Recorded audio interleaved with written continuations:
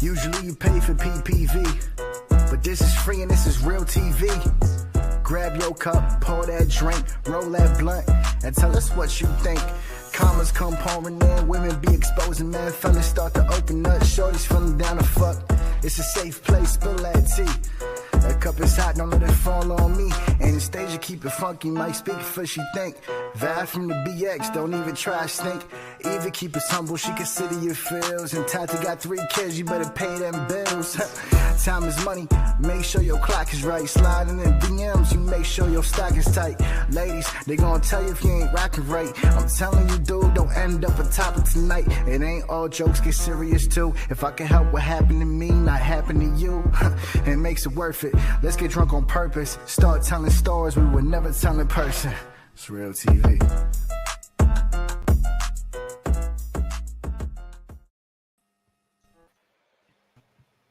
Welcome to TV. Excited to see y'all. you. Excited that I'm back in the building. Finally. Everyone, thank you for tuning in to TV every Saturday. I know that it's been a little wonky for the last month, but we're going to definitely get into that. My name is Anastasia. Always savage, never average. And ladies, if you want to do your intro. Eva. All right. I am Eva the Diva, as always. Today's episode's a little bit different, so all I want to say is to everyone out there is you are not alone. Whether you are a female, a male, whatever the case may be, just know that you can always count on one of us, all of us. But we're always here for you guys. Thank you, Eva. And as always, Logically Validly Mac. Welcome, guys. Hi, ladies. How you been? Welcome, Shelly, our guest for today. Hello. How are you guys? Thank you for joining us. Really excited to have you, Shelly. Thank you for coming on. Real quick, ladies, I do hear an echo on here for some reason. Not sure why. I don't know.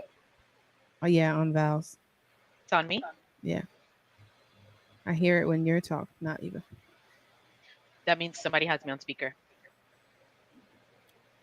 Okay, so I'm not going to have my volume on at all on my live, so hopefully that works a little. That should work. Okay, cool. All right, cool. Everyone, so lucky to have everybody in today. If you're listening live, shout out to y'all. Want to give a big shout out to Joe. Today's his birthday. Shout out to Joe. He'll be in the building later. I'm so happy to be back. It's so different doing it from home. I don't know I guess because I'm in the studio, right? And I mean, you ladies have been home, but I mean, Val's been in the studio before. It's a different vibe.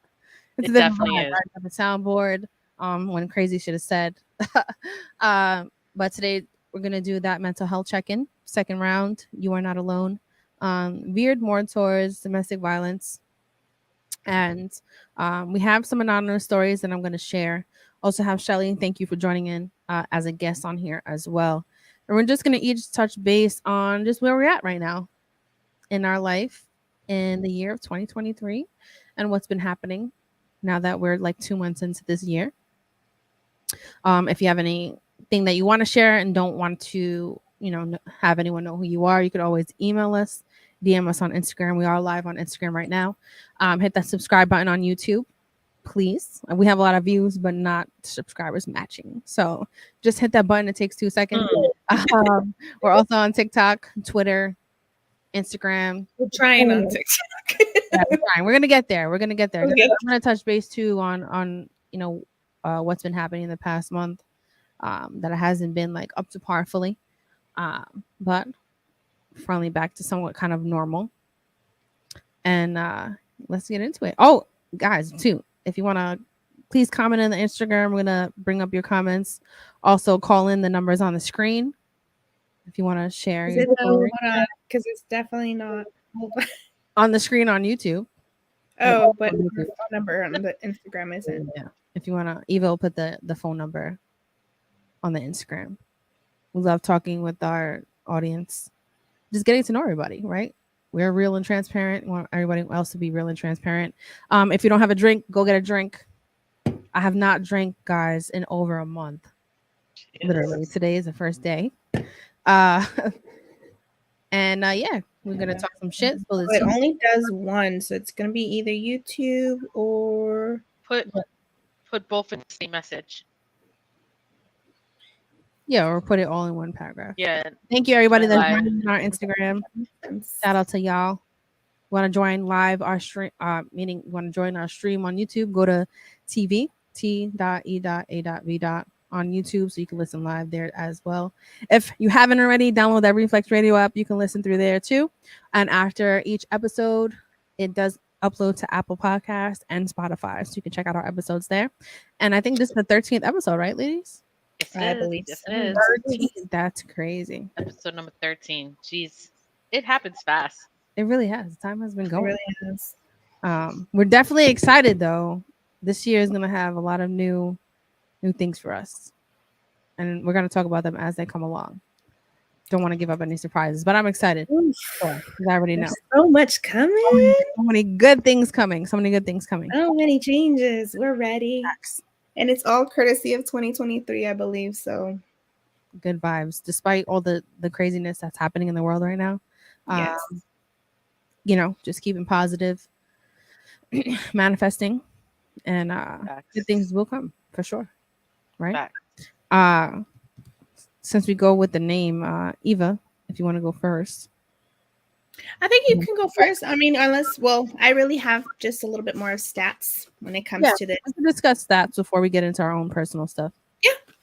Okay. So when it comes to, well, Eva, take it away. So since we are kind of focusing on domestic violence, okay, in one way or another, I kind of just reading through it, we've all been part of it, unfortunately, based on what it falls under. But I do have the hotline number also if anybody needs it. But with that one, they do have, it's 24/7. Okay, they assist you in English, Spanish, and 200 and plus through interpretation.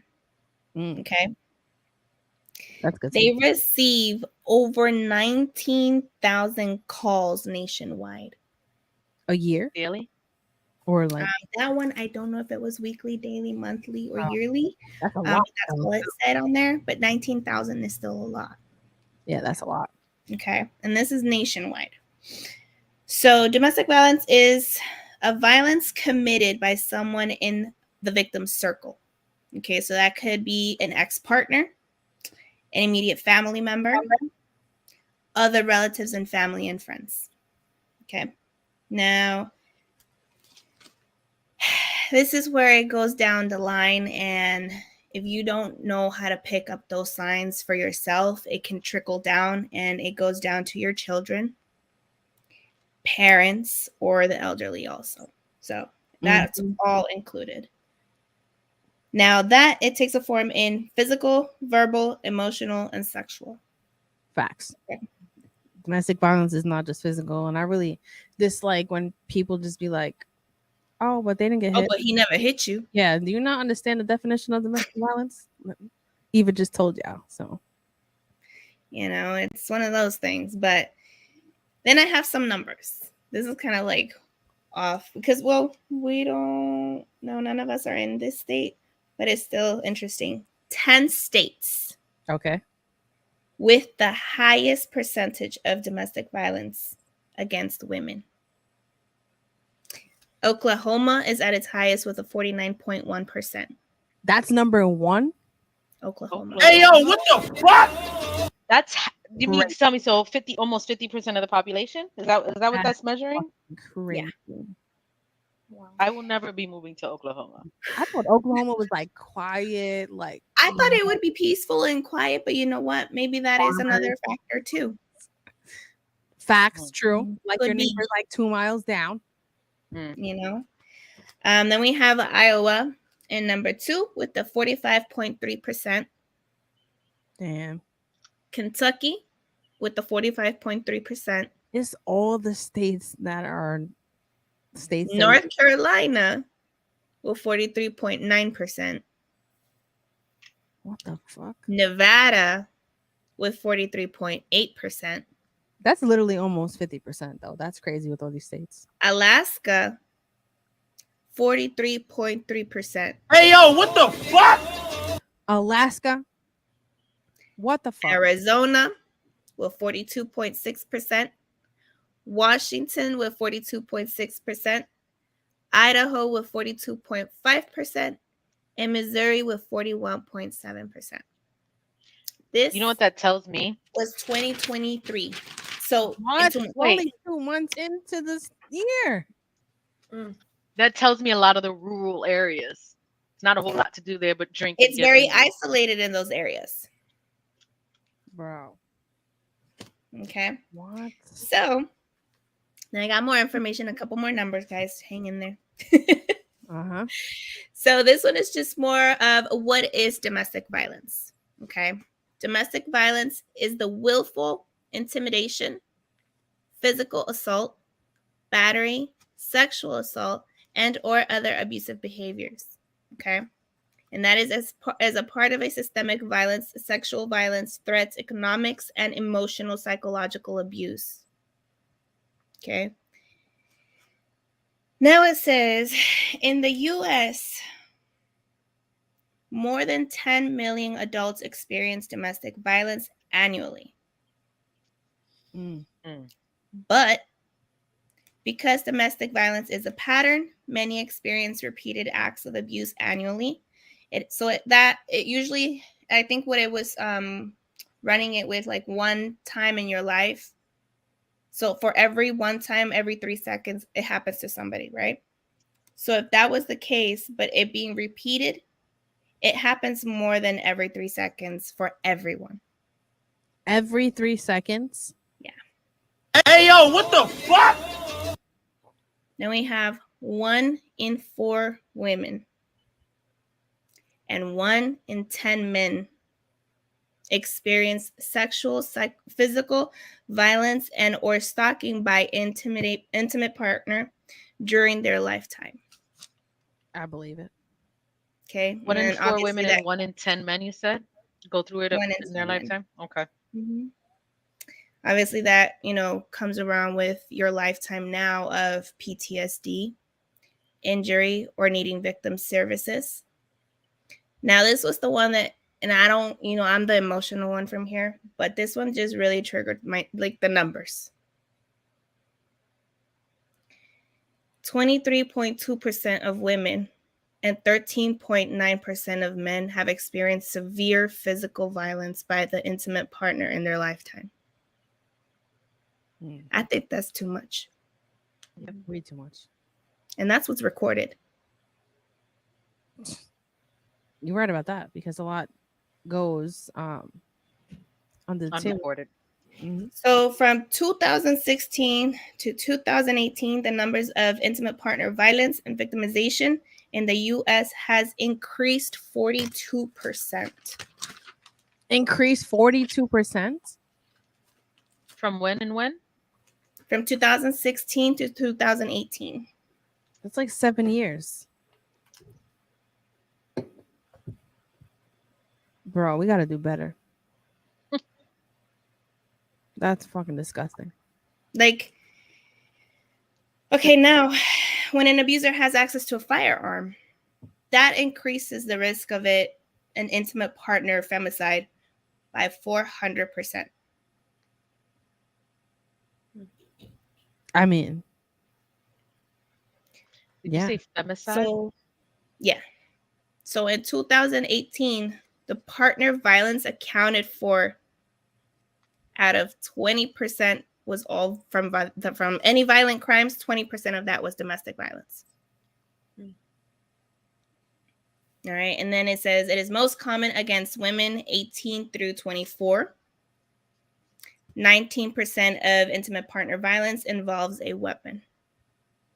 mm-hmm. Now, worldwide.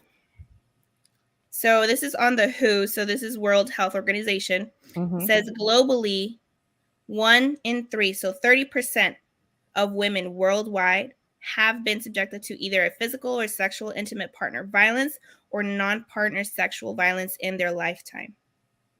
And to think, like you said, this is what's only recorded. There's so many Yeah. that not. This is what's And that's at 30%. Yeah. Bro. Now, worldwide, almost 1/3, which is 27% of women aged between 15 and 49 years have been in relationships that have been reported with physical or sexual abuse. That's all I got. No, these numbers got me. I mean, I was like going through these numbers and I'm just like, wow. And the thing is that these are numbers from statistics that they know of. And imagine, and the 10 states, that's almost 50%. How much is it of it that they don't know? Right. Those numbers got me fucking mind blown.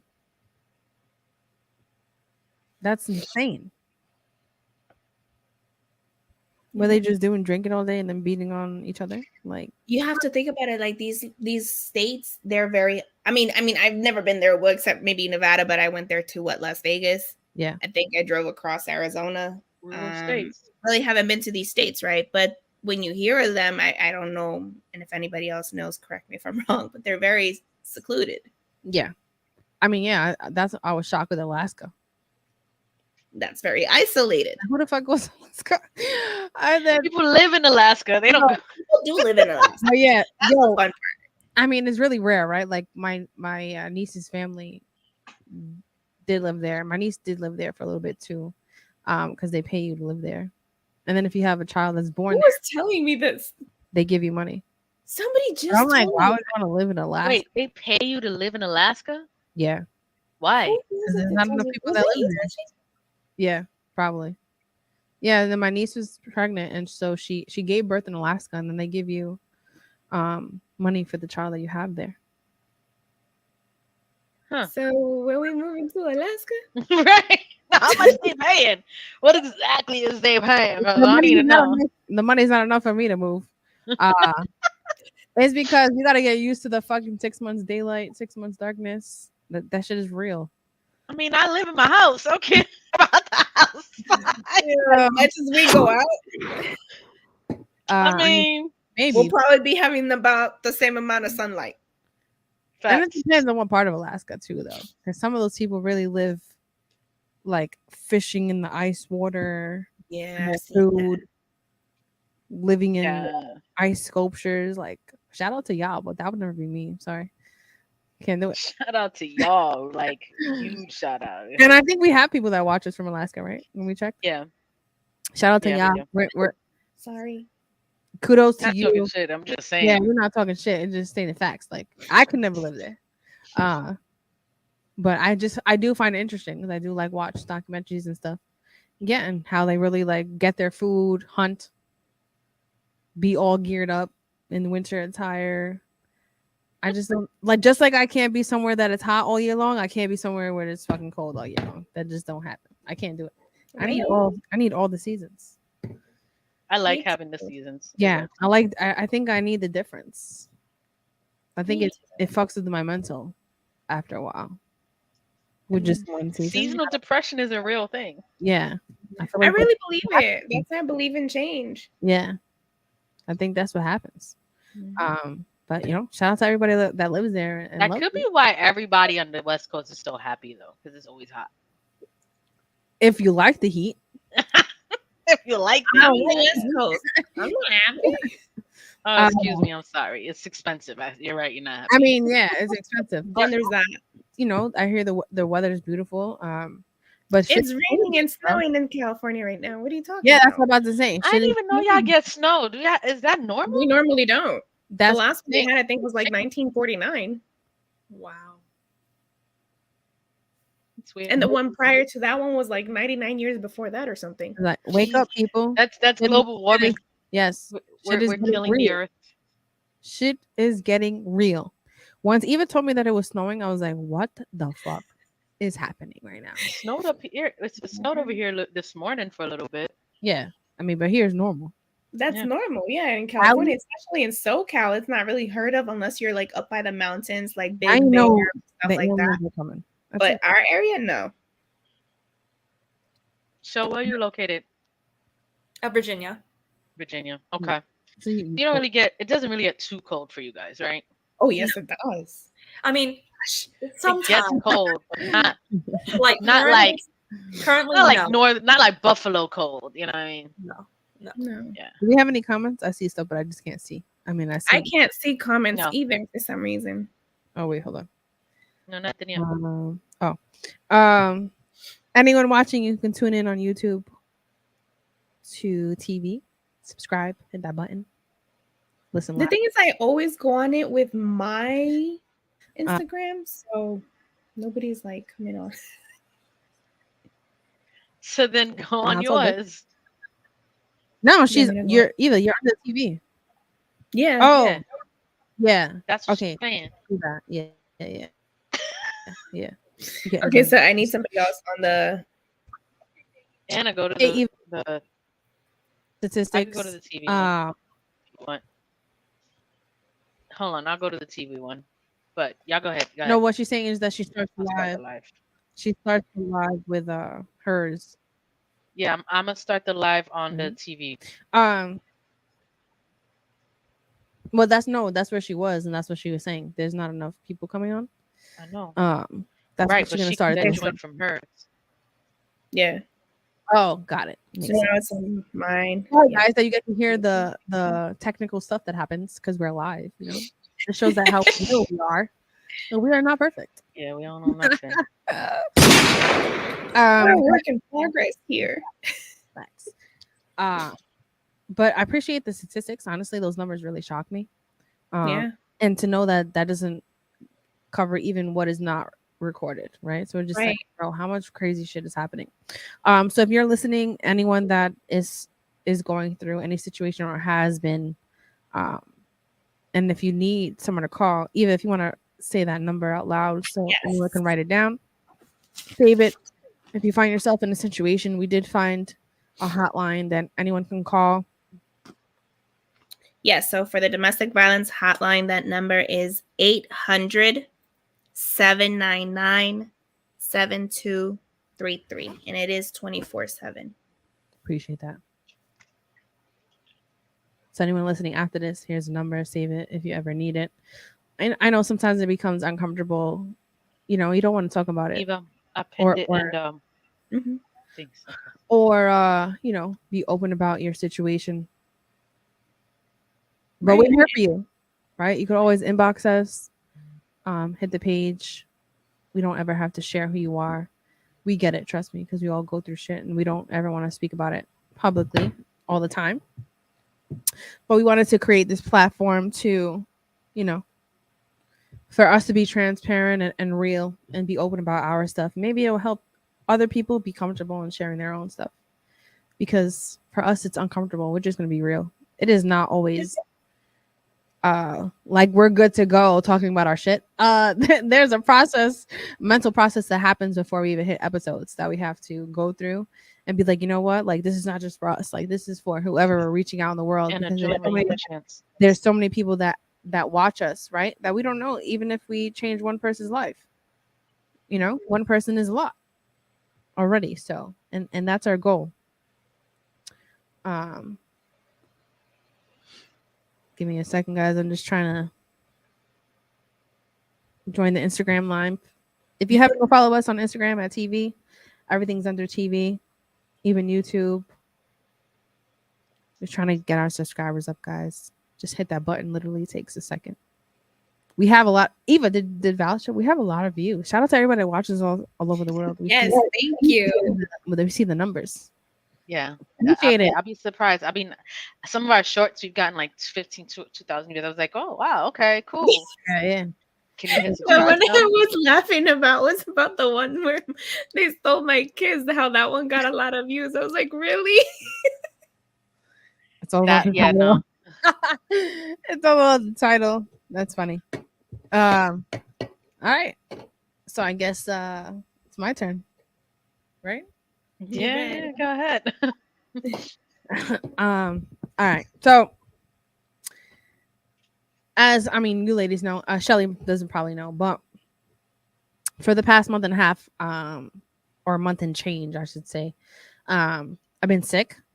Was in the hospital for a little bit. Back home, doctors, they even told me a lot of people coming in with same symptoms, and they don't even know what it is. So anyone out there, just please boost up on your vitamin C, vitamins, because I just feel like it's almost like before COVID came out, I should say, right? There was a lot of people getting sick and they had no idea. I feel like it's almost the same. They still don't have an idea, right? Because, or maybe they do. Who knows, right? I feel like they knew about COVID and didn't want to talk about it.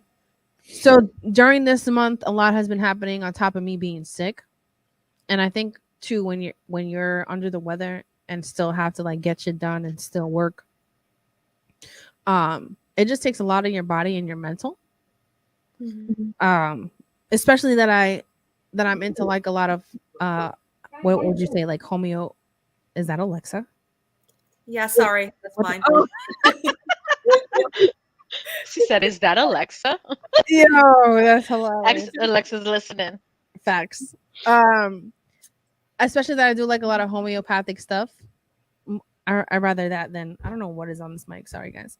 Than medicine, right? A lot of natural stuff. So onion and honey really helped. I did make some videos on my TikTok. If y'all don't follow me, you can follow me on channel.27. Onion and honey worked, but I knew like something was wrong when it wasn't completely taking it out. Doing more than one round of steroids, antibiotics, and I feel like that plays a part in your body too. So that's been happening. So I do apologize, right? Posts haven't been being posted as normal like we usually do. Clips haven't been posted, but trust me, after today, it will be, because I'm finally feeling like myself again. Also, let's just address the elephant in the room. I know that on here when we share stories and we're real, there's nothing fake about it. I feel like that we have to play the Law and Order SVU intro to every episode, because We really do. people be butthurt. You know what? We laugh about it all the time in our meetings because we really be talking. And we never, the thing is, like, we'll never be on here lying about anything, right? Anything we talk about is real shit, because that's how we're going to connect with everybody else, is about real shit, right? We all go through similar things. One thing that we don't do is drop names. I would say 90% of the time, because fuck Norman. But other than that, we don't drop names. Oh, I shouldn't have did that, but you know, it is what it is. Fuck out of here. He didn't deserve it. We were kids. That's so funny.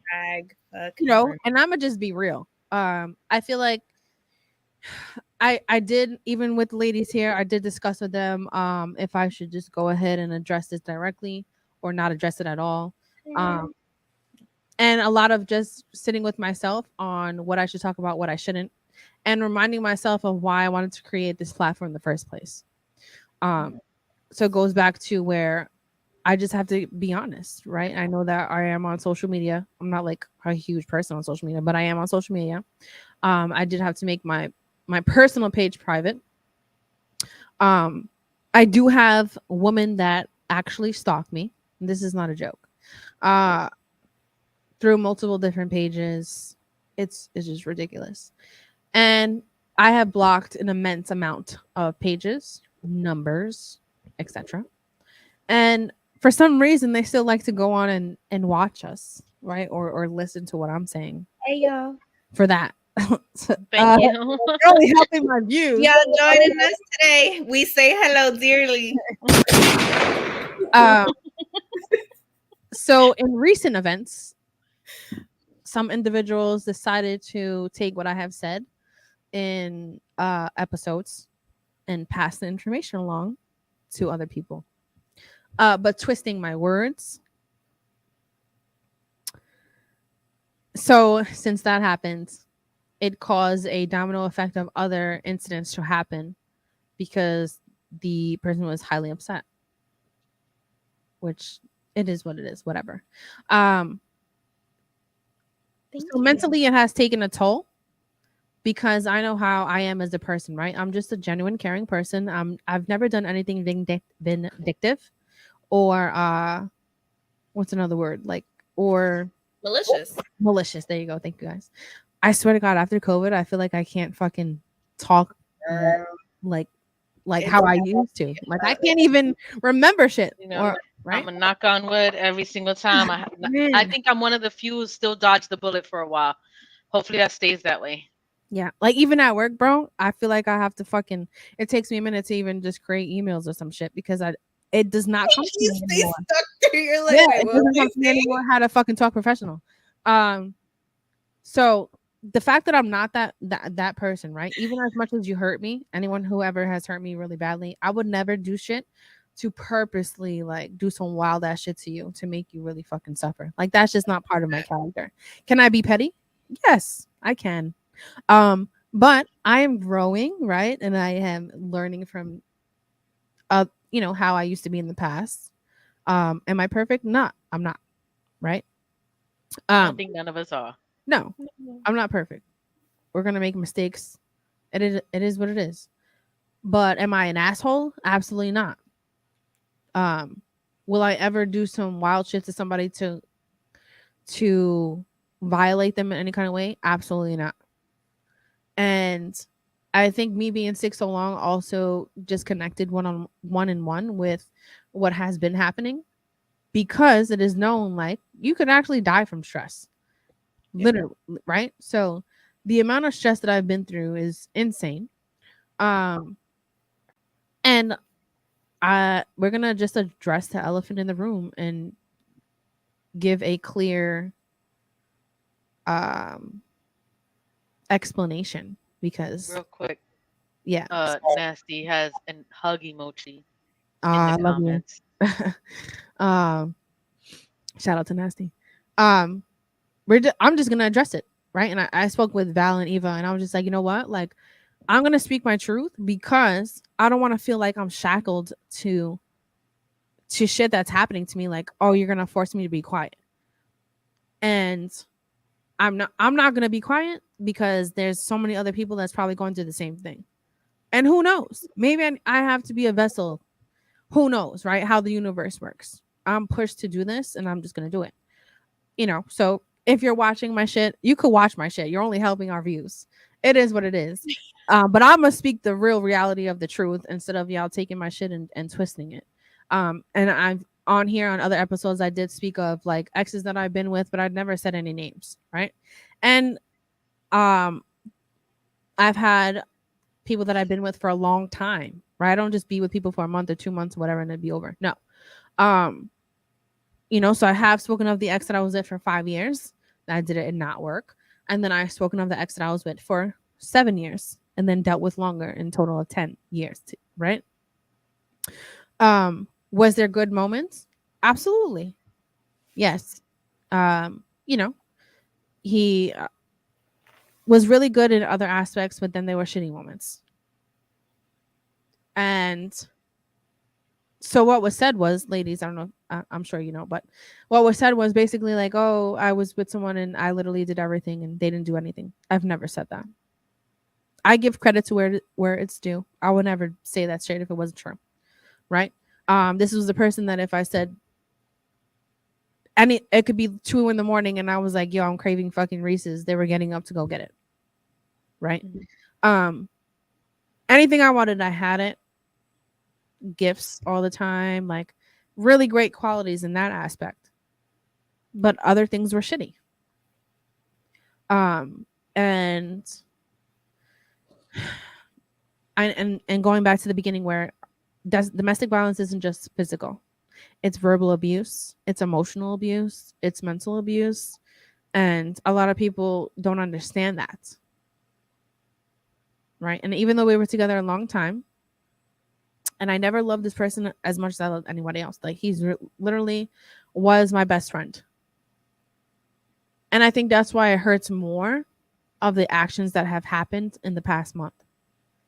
Yeah. Because if I've treated you so well, regardless of whatever we've been through, and I stayed longer than I should have, probably, because the actions didn't stop, which was, and I'm gonna just be real, cheating, verbally abusive because he could be aggressive. And after a while, you have to be like, this is not okay for me, right? I don't deserve to be an option, or I don't deserve to be cheated on with other people if I'm giving you my all, right? And as much as, and I'm sure you ladies been through it, as much as it hurts you to walk away, you have to walk away. Yeah. You have to. You have no choice. When they leave you, you have no choice. Especially when it's attacking your mental. And I tried even afterwards, even after we broke up. I tried. Even when I shouldn't have.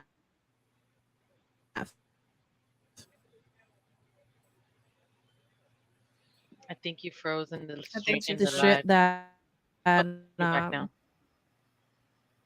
can you hear me now? All right, sorry. It froze for a And second. tell me if you ladies been through this, but trying not go there. Yeah. Um, I don't know if you ladies been through this, but where you're like, oh, if I'm gonna go through shit, I might as well go through it with someone that I've been with forever instead of starting new, Yeah. right? And I think Oh yeah. was that mindset for a while too, right? And then it starts to fuck with you because you're like, okay, what's wrong with me? Why am I not good enough? Why can't they change? Right? Why What's do wrong you with me? need to continuously cheat on me? Yeah, what's wrong with me? But there's nothing wrong with you.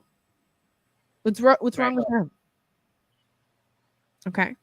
And so, he's messed with other people and they it's crazy to say, and I can't make this up, and it's not like I'm sounding cocky or anything, but they literally fixate over me and have to watch everything I do. It does not make sense. Are you talking about like after or at the time? At the time, even after. Up to this point. Up to this point, because that's why the events have happened, because they decided to share information that was inaccurate. If I'm gonna tell my story, I'm gonna tell it real. Shit is your story. Who gives a fuck what other people think? Yeah. Or say, And or how their perception is. It's not something that just happened like last week, and they're still trying to clear up something that happened between two people. Exactly. This is years ago. Yeah. Even afterwards, right? I still tried to make it work. And it was the same results. Then it was like, okay, bitch, wake the fuck up. It ain't changing. It's not changing.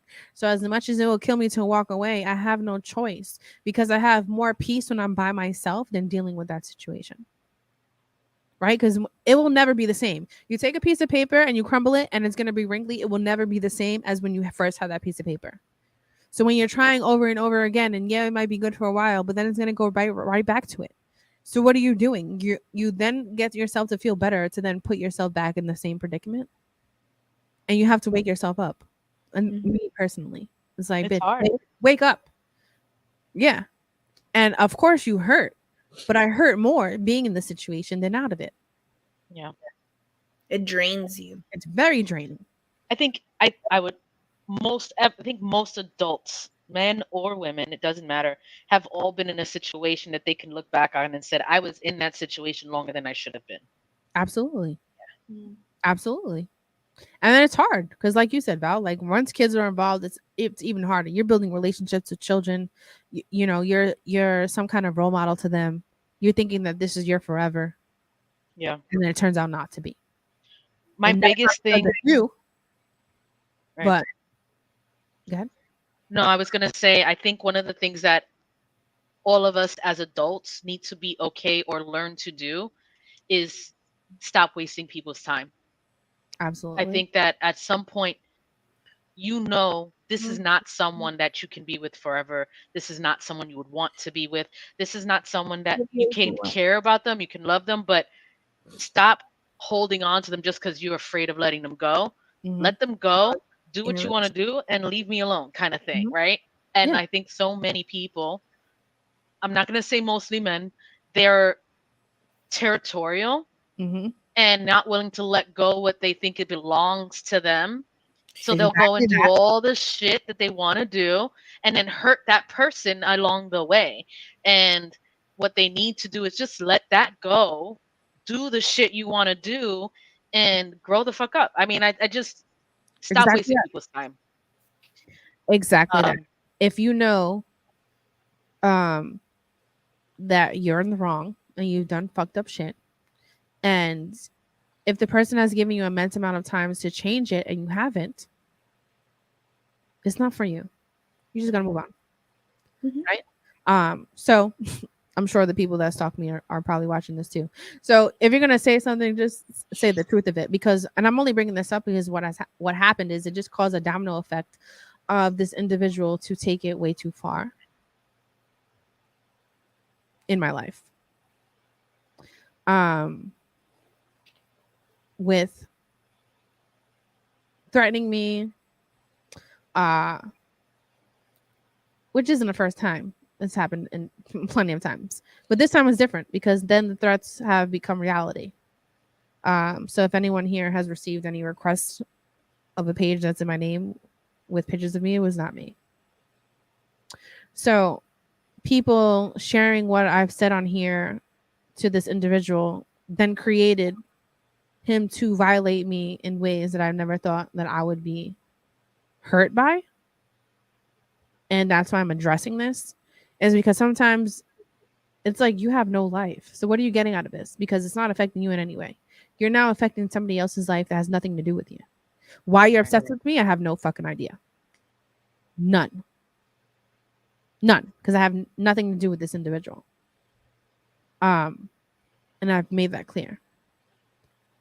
Did I want to end that relationship? No, but I had no choice because a lot of circumstances that happened.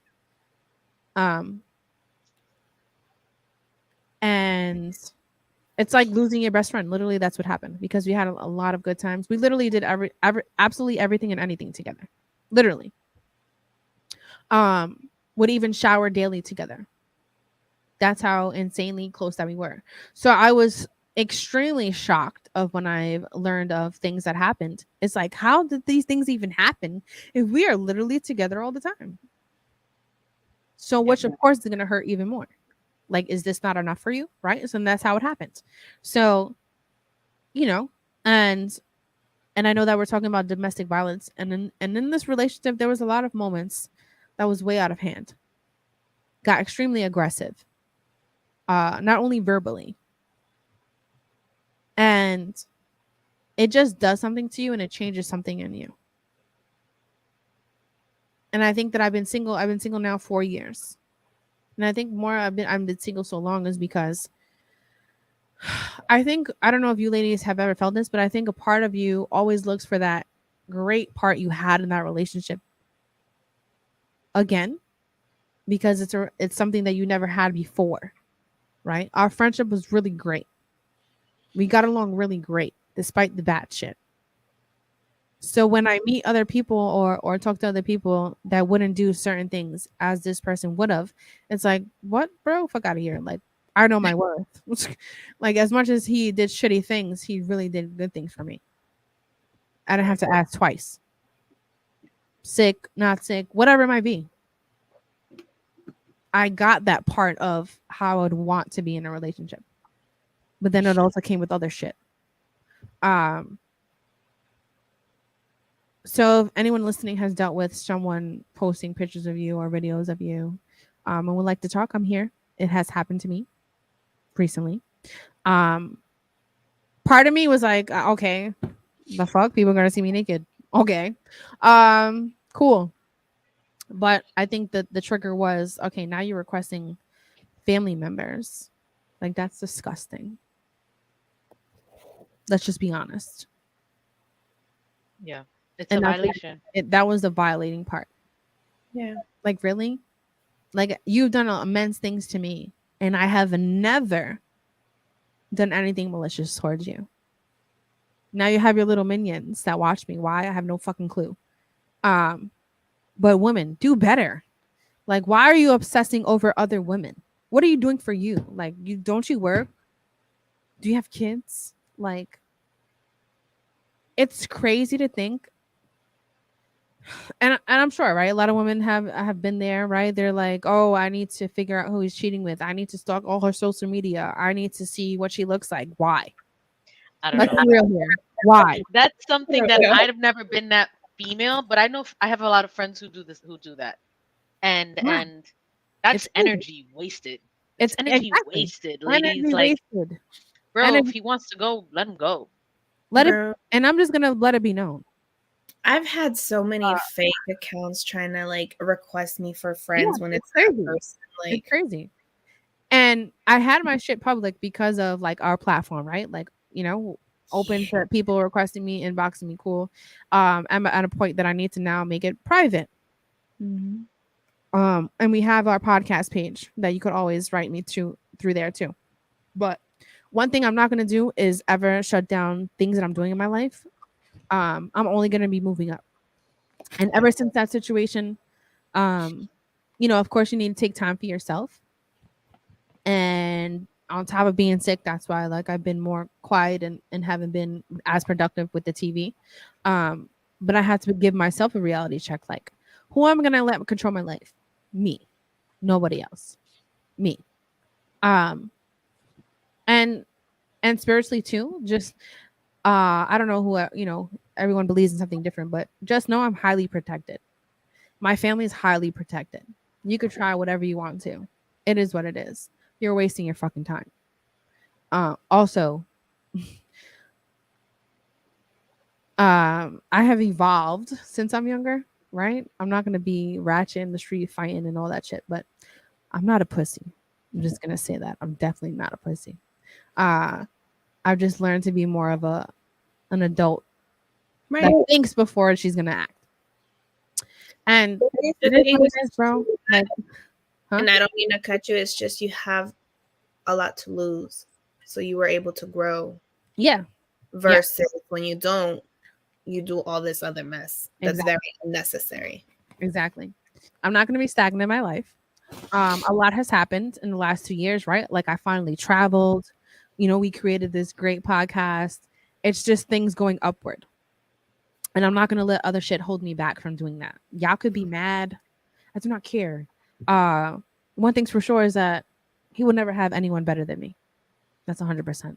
And them stalking me just proves that. I'm always a threat when I have nothing to do with these people.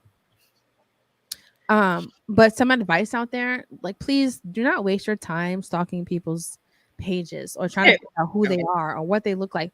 Who gives a fuck? They're not you. Point blank, period. And if you got cheated on, you found out, they don't deserve you. It's their loss. It's not yours. Right? It's gonna hurt. Cool. It is what it is, right? You deal with the feelings and you get through it. But you know what that tells you? That they were not worth your time. And they're not worth it. Mhm. Because if somebody truly cares about you, they're not going to cheat on you. They're not going to lie to you. They're not going to call you a whore or a fat slut or all these crazy ass fucking names at all. Yeah. They're not going to post your naked pictures or videos of you. They're not going to threaten you. That's not love. Absolutely not. And so from there, that has what's been happening the past month. And I needed to just address it head on. Like, okay, y'all could do whatever. There's consequences to actions. Just know that. And it's not going to stop me from living my life. It's not. Because I know that I'm a great person. I have a great heart. And I only want good things for people. And when you have an ugly soul, karma's a bitch. Right. Just know that. So that's just sharing my story without giving a lot of detail, because the details is just really unnecessary. But yeah, I mean, if you've seen my fucking ass and thank titties you out for there, sharing that, Anna, for real, for real. I know it's not always easy when we come on here and talk about things that we're putting out in the open, and it's difficult for us to share things without sharing too much. Yeah. Right. But I think that bravery to be able to speak about certain things, even when it's the most uncomfortable thing, is a big step. We all have hit different places in our lives. We're all growing in different directions, and the way we choose to live our lives is entirely up to us. And people should live their own lives instead of focusing on other people. Yeah, absolutely. It's just weird to me that I would be that consumed with someone else. It's like, Call me selfish, but how you have the energy? Yeah. I hardly have the energy with my own self. How you have the energy to keep up with somebody? I really don't. Bro, how do you have the energy to call me private from fucking the whole night and morning? Right. Because these women have probably found my information online and they want to call me private. Like, okay, I'm just gonna not. You think I'm gonna answer these shit? You're breaking up. Is it my connection? Part of me is really. Me. No, I don't know what's happening here. And energy is real. That's why my and whatever. Really with this one, not trying because to get people do try to wish bad on you. Say that again, Eva. That what? I was saying the devil's really trying over here with the connection. Bro, this never happens here. Your connection's coming in and out. That's no, crazy. But seriously, I do want to say it takes a lot of bravery to be able to open up about certain things that's going on personal, and I know the type of stress that it's caused lately. But you got a team here, you got support, you have family, and fuck them all. They don't matter. Fuck them all. They don't. Yeah. And I have to remind myself, someone truly cares for you. If somebody truly cares for you, they would never want to hurt you in any kind of way. Facts. Point blank, period. Especially when I've never done anything. Never done anything to these people. And I would never say shit that it's untrue. Anything I say is true. If you hear it from someone else and not my mouth, it's bullshit. So I don't care. And I have to build the balls to talk about my personal, like as Val said, it isn't easy, right? It's not. But if I'm gonna talk, if my story is gonna be out there, it's gonna come from my mouth. You might like what I say, you might not, and I don't give a fuck. It is what it is. But I'm 35 years old, and I'm not going to waste my energy on that shit anymore. Life is too short. Life's too short. Right? I deserve happiness. I deserve to be loved, healthy, in a healthy way, and in a loyal and honest way. And whenever that time comes, great. And if it doesn't, that's okay too. Because I'm on a healing journey of just loving myself. So that's a glimpse into my life at the moment. And at first it was really hard. I'm not gonna lie. It was hard. And it's just taking it day by day. So anyone listening, you just take it day by day. Every day is a new day. And once the new day comes, you're just gonna go through that day. Like, all right, I just have to get through this day. Yeah. That's it. Baby steps. Baby steps. You know what? And if he ain't treating you shit, fuck that nigga. That's it. Who's going next? Val. Well, I don't really got much to say on. Yeah, good things happen. For me personally, I mean, I've never been in a situation. But don't you have the story with domestic violence? You didn't see the anonymous one? Oh, I do. Yeah, I'm gonna share it after Shelly shares. Oh, okay. Yeah. Yeah. For me personally, I do a check-in of your life and where you at. Yeah, I mean, as far as my mental health right now, I've been going through figuring out, like, I don't know if it's like I'm in a good place financially, professionally, but I realize my growth has has left other people behind, and people don't like who I'm becoming at the same time, which isolates me from my circle and made my circle much smaller over the last couple of years. And that goes for family, friends. And I've decided if it wasn't conducive to me, it was no longer going to be a part of my life. And I've also decided I'm gonna be unapologetically me, regardless of how people feel. And if you don't fuck with me, you don't fuck with me. Exactly. So I go through certain things where people don't like certain actions or decisions and things that I do. But if you don't see me for who I am, then you don't understand where I'm coming from, then I respectfully will decline to speak to you. It's fine. I can love you from afar. If I'm no longer taking disrespect, I'm no longer taking fake people around me. I'm no longer going to feel like I owe people anything or that I need to sacrifice or compromise anything of myself. So it's in a much stronger place in my life than I've ever been. However, it's isolating. So I suffer through specific times where it's like, okay, now what? And there's not people that I find that can be on the same level.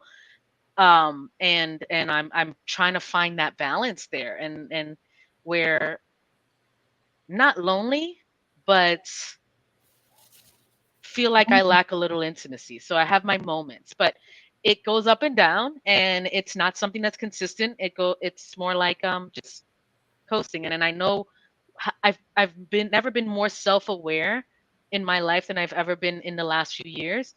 And so I'm working through it, and it's going to keep moving forward. Um Growing up, I mean, I've seen my mom go through abuse and things of that nature, and growing up it wasn't always easy with abuse in period getting my ass whipped. But as an adult, it's something I've never accepted in my adult life. So I am fortunate enough to say that, and no disrespect to anyone else, but it could be my assholeness. It could be once I saw something, red flags, it was like, okay, no, I'm out.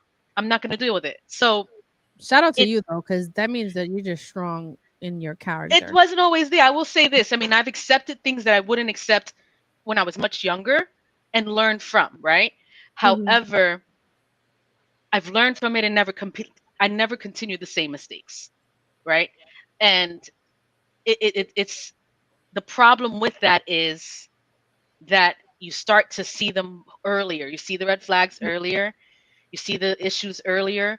You know what you're not willing to deal with earlier, and you shut down and cut them out. So it's harder to build relationships based on that and not giving people an opportunity to show more. Absolutely. So that's kind of But the that's struggle that also I'm having. progress too.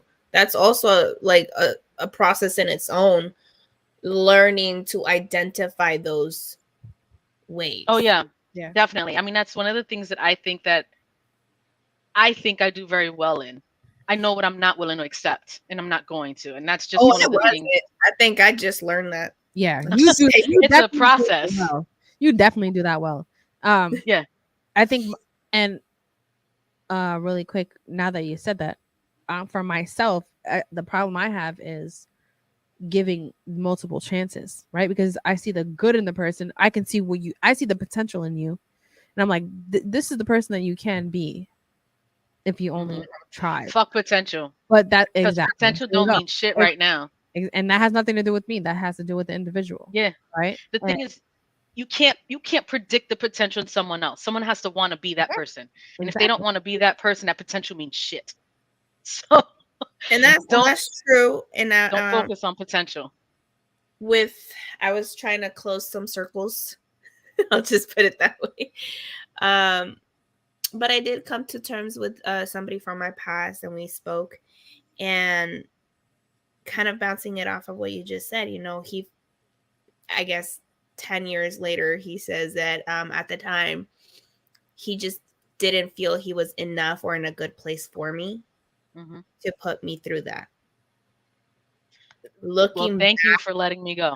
I mean, yeah, just being looking back, like, it was hurtful. We went through a lot of like ups and downs, but I think we did it to a way where now we actually can remain friends. I'd rather take the honesty. I take that. That's one of the things where with my ex, where if he had let me go rather than drag me through the bullshit, that part, he probably would have been given a chance when we revisit it, right? But nah, I'm good. I just was It's not something I want. I will love you. I can love you from far, but I don't want to be with you. And it's just the way it is. I'm not going. I don't know. For me, it's just like, I could call it stubborn, call it whatever, but I'm just not unwilling to settle for less anymore. No. I get it now. What you're saying, I Yeah. I definitely get it now. Where I could still love you, but I would never go there again. Yeah, I can still love you, but I don't need to be around you. You need your inner peace. Right. You need to feel good within yourself. Yeah. Not treated like fucking garbage. Yeah. That's That not love. sucks. It's not. That's not. You know, and it comes with time. It does. You learn. Like myself, I have learned. I would not, and like you stated before, now it becomes harder when you're dating because now you see the flag early. Even by certain things, the way someone says something, you're like, oh nah, nope, sorry, because I already can tell your personality. I can tell the standards I have today is crazy. It's ridiculous because I legit was trying to explain this to a certain somebody, right? And I think I'm just in a place where I'm nowhere near where I want to be, but I feel like I have gone through so much in my recovery, like my healing journey. I still get triggers, like today was one. But yeah, anyways. So I do have triggers still, right? But I was telling or explaining this to this person on how at the moment I am not looking for a relationship or anything of that sort. He took offense to it and was like writing paragraphs to me. And we don't talk like that. So right there and then, the minute that I'm receiving all these paragraphs, I'm like seeing everything you're like reflecting of yourself right now, which is you need a lot of healing. Bro. Because what you're doing right now, and he even told me, he's like, I know you've been hurt in your past, but I think like that's something that you're not allowing you to go into a relationship. I was like, no, I'm not allowing myself to go into a relationship because I don't want to be in a relationship right now. I'm not in the mental space. I'm not in the emotional space to have or to be in a relationship. How can someone else try to tell you where you need to be at? That's crazy. That was ugly. If you're listening, that was ugly. Fact. You shouldn't. You just gotta respect it. Like, you know what I mean? Like, respect the honesty.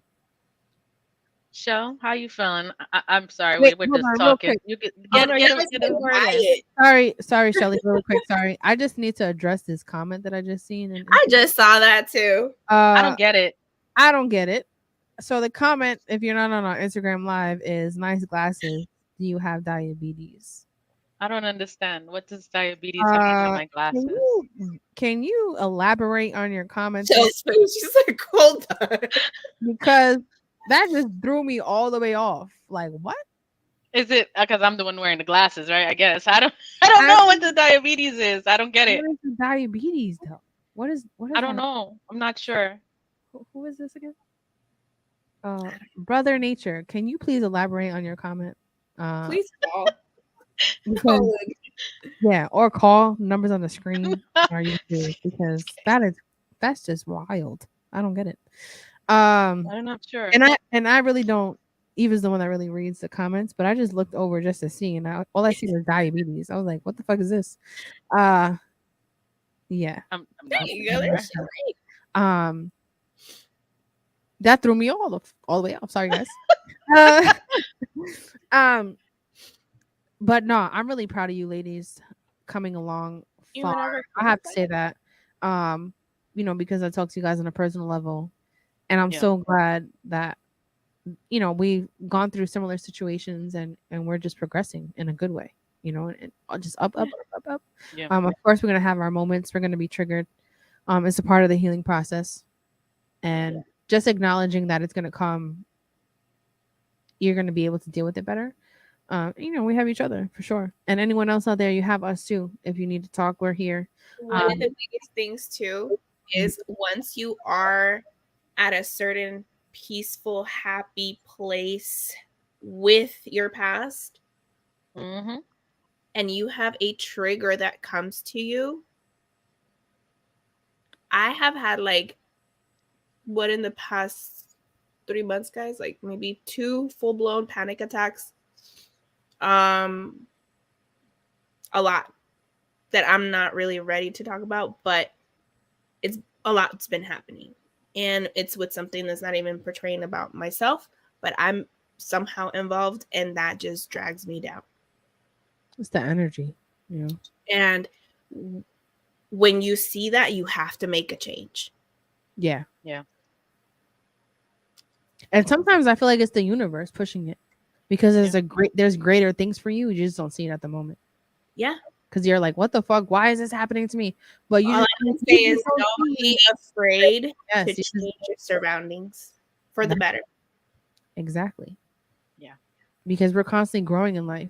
And sometimes we're not really open to see the reality of why these certain situations are happening. We might not be aware of it at the moment, but we have to trust in a higher power that they're leading us. That's really it. Because doors are opening, and you just have to take a risk and go through them. Yeah. So let's go 2020. Change is scary, right? But that rhythm needs to change of 2023. So we'll see. I just wanted to say something random, sir.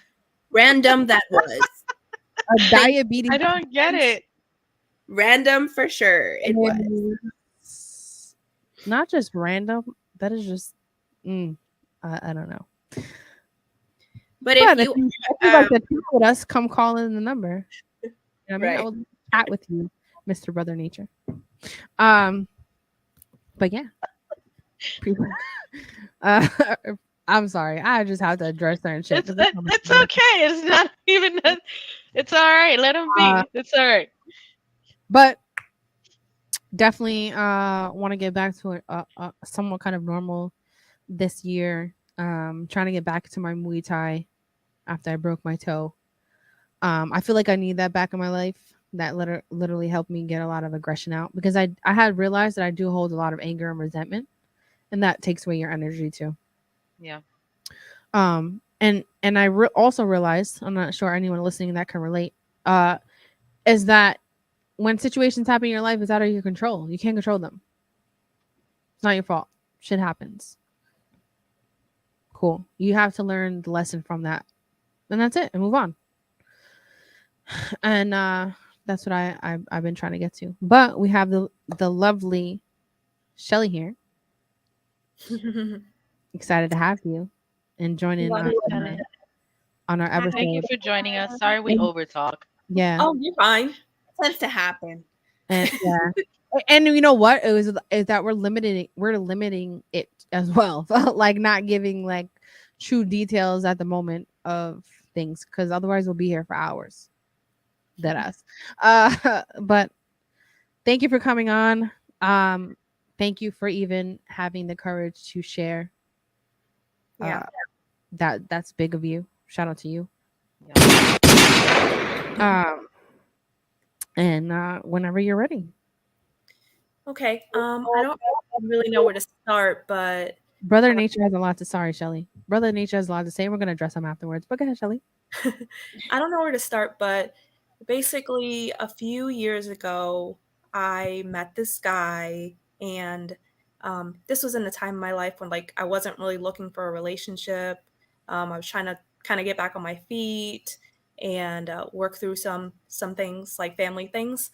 Mhm. So I met this guy, and I don't know what it was about him, but that kind of drew me towards him. But basically, he just had this look about him or something about him that I was curious about. And so I started up a conversation with him, and one thing led to another. We were going on dates and things like that. And he, in the beginning, you never see signs, they always show you a different face, a different facade. Yeah. And so, like, in the beginning, everything was good. He eventually met my mom, he met my friends, and everything was fine. But then after a while, it got to the point where, I would be at work or something, and next thing you know, my phone would be going off because it was like, what time do you get off?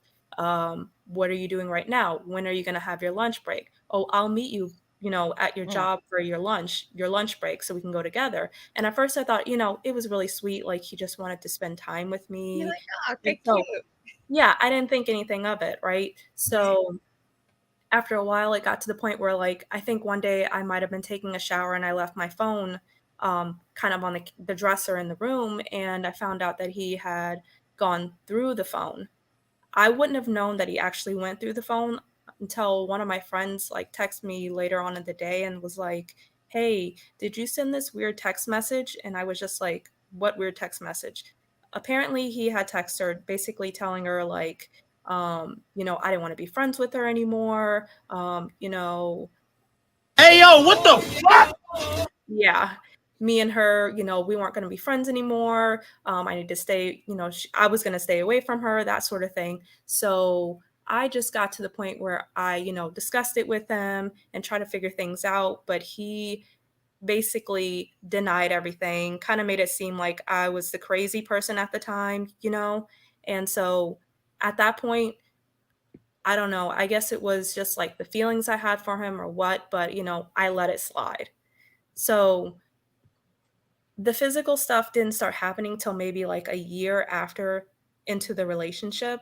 Mm. And it was in the beginning, it was more like sometimes he might like grab my arm a little bit too hard. Like if he, Mm. didn't like I was going somewhere, or, when he was talking to me and maybe I wasn't paying attention at the time, he would grab my arm and be like, listen to me. I'm talking to you. So Mm. things like that. Mhm. Um, and again, I just for some reason let it slide.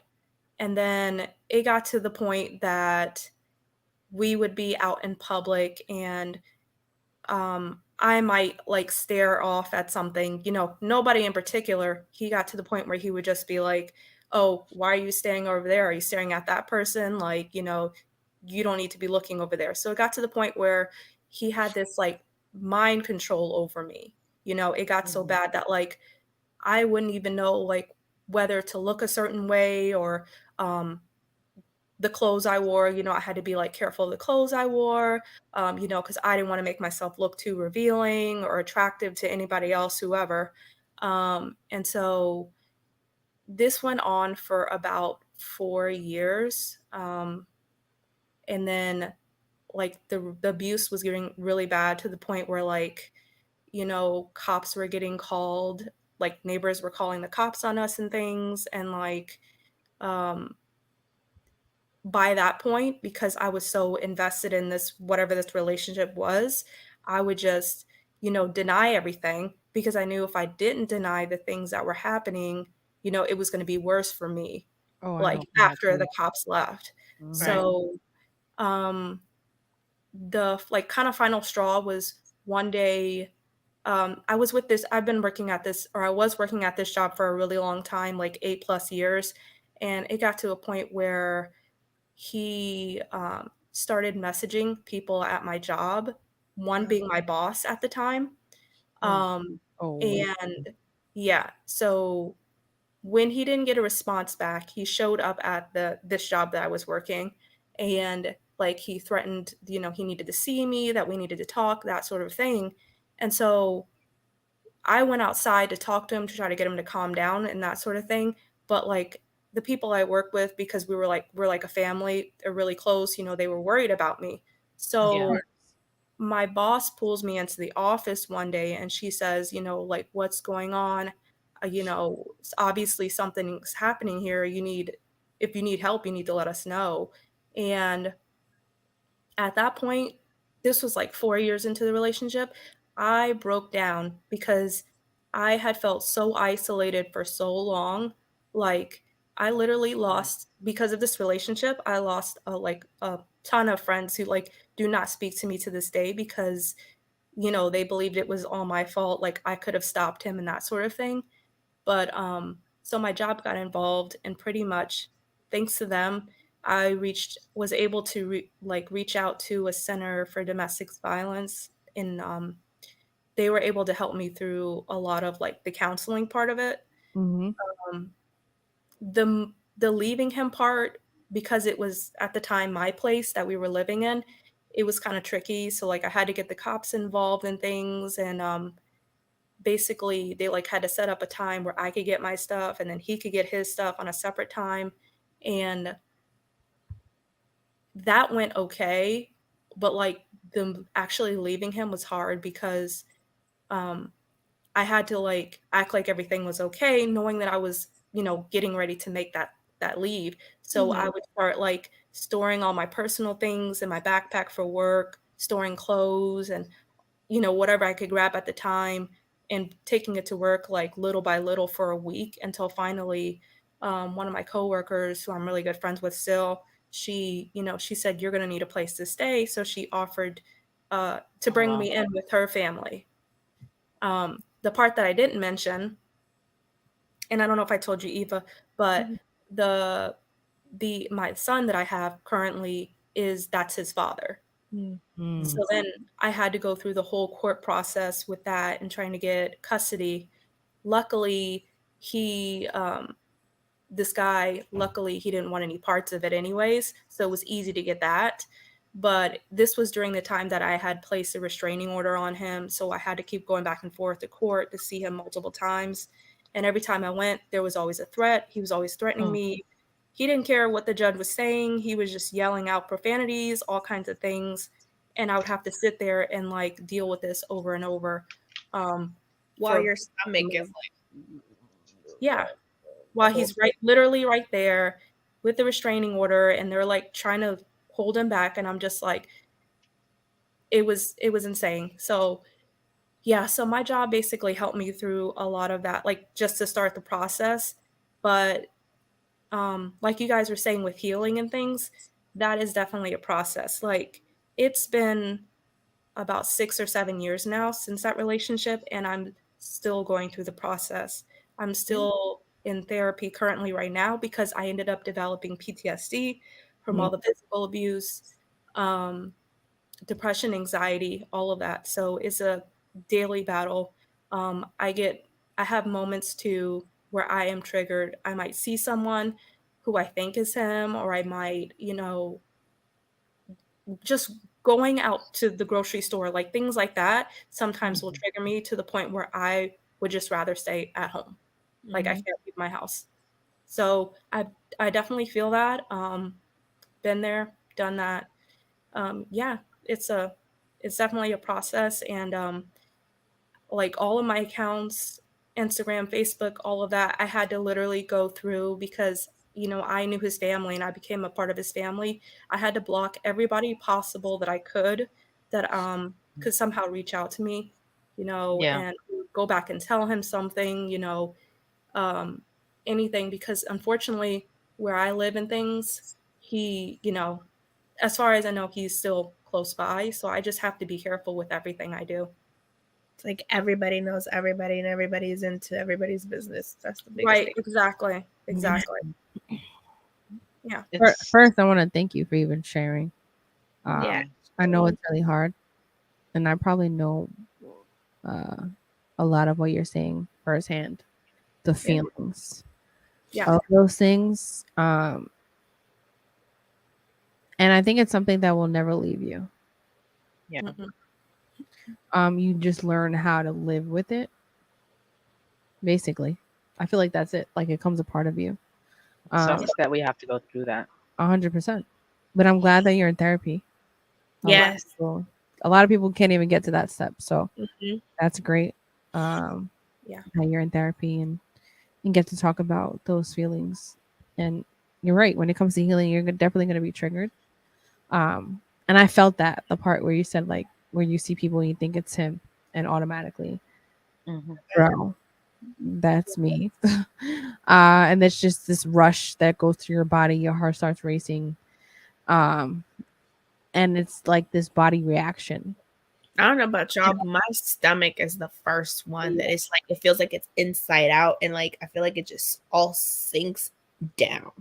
It's the body reaction to the trauma. It's for me, it's the palpitations and then the anxiety, and then you want to throw up. Yeah. Mm-hmm. I remember I had like a full blown like anxiety attack at work because I saw him, and I was hiding in the sauna room, and my boss came in. He's like, "What are you doing?" And I explained it to him. So he went out and he handled the situation, like said that I wasn't even there. But it was like one of those things where it hit me, like Shelly says, it's just one of those things when you're out and about, normal, regular day, and then boom. And a lot of people don't realize how much. And you don't even mean to. But how much their actions really affect your life. It's not just in that moment. Like you're really creating trauma within a person where they have to deal with this now the rest of their life. Yeah. You know what I mean? And I'll be honest, the first time that I heard it, when I accepted it and I said I am depressed because of this, I broke down and cried. Because even though I knew it and I knew where I was going with that, I had never said it to like accept it. And that's the first step of saying it out loud. Yeah. And that changed a lot for me. For me, recently, I've been to a couple different therapies, but like the one I have right now is a trauma that specializes in trauma. So we went through like a questionnaire recently because I wasn't sure if I had PTSD. And of course, like I was pretty much able to answer true to everything.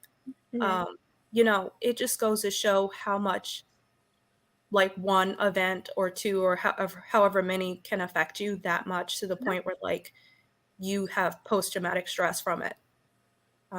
It's really sad because like the slightest thing could pretty much cause you to have to live back in that moment, and that's what happens. You basically are like back in that moment, in that fearful moment all over again. Yeah. And you know what? I've been told too, it's like, oh, you kind of have to let go of that moment because you're still living in that place. I'm not living in that place. I've grown out of that place. I've moved on from that place. And that's what a lot of people don't understand. Because that'll be their response. But the thing is that it's still in it's here. still there. It's always going to be there. It's something you experienced. Believe it or not, like within myself, I have forgiven this person. But what people don't realize is that our brains are meant to protect us, right? Forgiveness doesn't mean forgetting. Exactly. The experience will still be there. That's true. But for our bodies, right? Our brain always wants to protect us. So if you even get a slight similar smell, a word, a sound, whatever it might be that was similar to those situations that caused that trauma, that's when you're triggered. It's not because you haven't left that. That has nothing to do with it. And a lot of people don't understand that. It just lives within you now. Right? You can forgive the person, you can move on from it, but within your body, as a human body in itself, your brain is meant to protect you, right? So if they're in your brain, it's triggered by any of those things, boom. That's how it works. And I forget, I have to look it up again so we can talk about it at another episode of what the brain looks like after trauma. You actually see the difference. It's crazy. About how mine looks like right now. It's crazy. Right? It's just Shelly, I have a question. How do you think that's also played a part in motherhood? Oh yeah. So my son, he is literally my world. I feel like if it wasn't for him, like he was basically the positive out of the whole situation, you know. He's the best kid ever. I know every parent says that about their child. Right. He's the best kid ever. He literally saved my life, you know. So with my son, it's almost just like he was really little, like when everything happened, he was still around. This guy was still around. So, you know, my son wasn't at the state where he can remember things like now, but basically just I feel like it's made me a stronger person as a mother too, because you know, anytime I'm having a hard day, I just think about like, this is who I'm fighting for, you know, this is who I need to be strong for. So it just he pushes me to just keep going on. And then with the therapy, this is just something I know that's going to help me so that, I'm big on like, what's the word I'm looking for? Like the vibes that I give off to him. So like if I'm Energy. feeling anxious, the energy. So if I'm feeling anxious or I'm feeling upset, I feel like the minute I grab his hand or the minute I'm in his presence or hug him, that he's getting that too, Feel it. So it's definitely one of those things where I try to make sure that I'm like in a positive state and take care of myself, because then I can take care of him. Yeah. Works And hand. that took a long time for me to understand, like, Hold on, ladies. I'll be right back. No, you continue talking. okay. It was just one of those things where, like, I have to fake the funk on my day in, day out so that them being so little don't have to see or feel or even know about what's going on.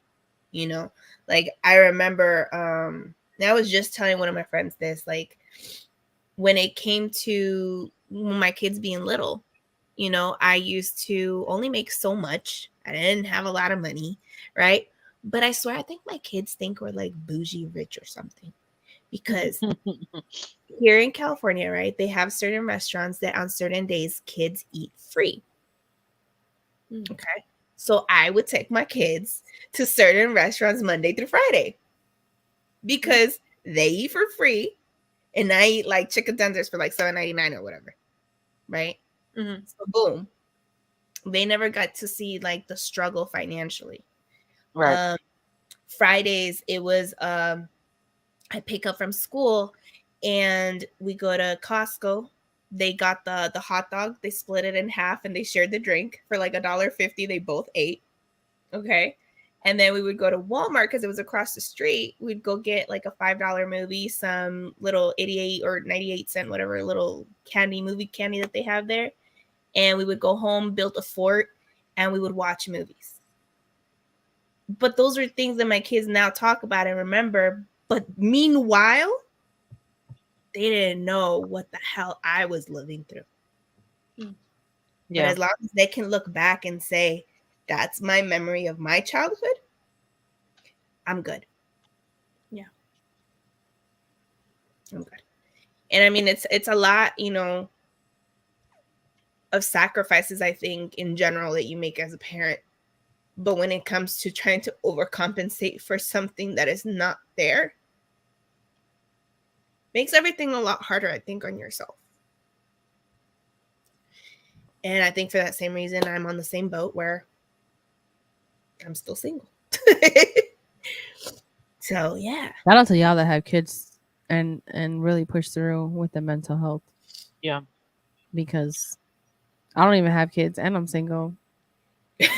And it's fucking draining, bro. Like the mental health journey. So shout out to y'all for real.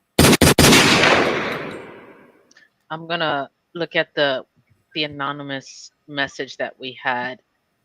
Oh yeah. We can pull that read up. that and then address it afterwards. Shelly, how do you think it's affected you, like relationship wise? Yeah, that was gonna be my question. Like, how's the dating life now? So I'm actually married. Oh shit. God bless. Yes. Positive in this. I have There's always positives.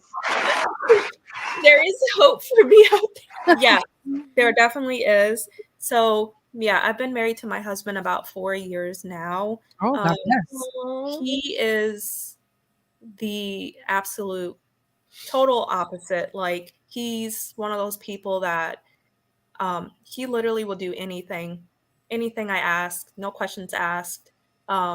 He's my son absolutely adores him. To him, that's his dad. Like he doesn't know any different. Aww. Yeah, so everything's been going good. That's really good. good. I'm Yeah. glad. I'm happy That's for you. amazing. Thank you. There's hope, guys. There is hope. There is. I don't know where you found that one. Because they're not up here. They're this is not much shit. But real quick, how'd you meet each other? Bumble, actually. Oh shit. Really? Yeah. Surprising. So I haven't tried the dating apps, but bro, the apps don't work for us. So hold on. So episode. I don't know. How was the whole dating app while you were like dating before you met him? How was that experience after a DV relationship? Oh, it was. I haven't tried it at all because I am that freaked out. Yeah, no, it was hard. I definitely was just like, going through the motions of things and like not trying to get into a relationship. And then I was also like moving around a lot because, of the ex and things and trying to stay low key. So it was definitely non-existent at that time. I was just trying to work on getting myself together and then it was like a year after is when I actually started like pursuing it because my friends were like, it's been a while, you should get yourself out there again. And I was like, yeah, I don't want to do any face to face. And so someone told me about Bumble and how you as the woman can be the first to kind of, talk. So I was just like, you know what, this doesn't sound like a bad idea. So yeah. Wow. More power to you. Maybe we just gotta stick to the ladies. I guess I'm filtering through shit, piles of shit, and piles of shit. Maybe I should experiment with these apps. You should. We could talk about how shitty it is. I've heard a lot of people now, like a lot of friends that I know have now found like their significant other, husband or wife or whatever on Bumble in particular. What are we doing wrong, ladies? What are we doing wrong? We're not on Bumble, and this is not sponsored. Apparently, that's the problem. I don't know. Shout out to Bumble. Maybe I'm on the wrong apps. I don't know. Have to sign up for Bumble. We're gonna start hashtagging Bumble. No, I know my problem. My problem is that I don't have physical attraction by looking at a picture. And so yours would be reversed. You would need an in person. Yeah, she needs. Yeah, mine. I would need in person interaction for me to see an attraction. It's just really tough for me to be attracted to someone just from a picture. I don't know you, and that's not how I'm attracted to people. It's hard. Yeah, we can talk about a few things that we've seen on these apps after we share. Oh yeah. Stories. All right, so let me read the story we got from one of our viewers. So it starts off by saying, my husband would spit on my face, would tell me how I was just a pretty face, smack me or choke me. I remember once having a knot on the back of my head from when he yanked me by my hair. It was tender and swollen for a while as he laughed. Remember him forcing himself sexually while I was pregnant and did not want to be with him.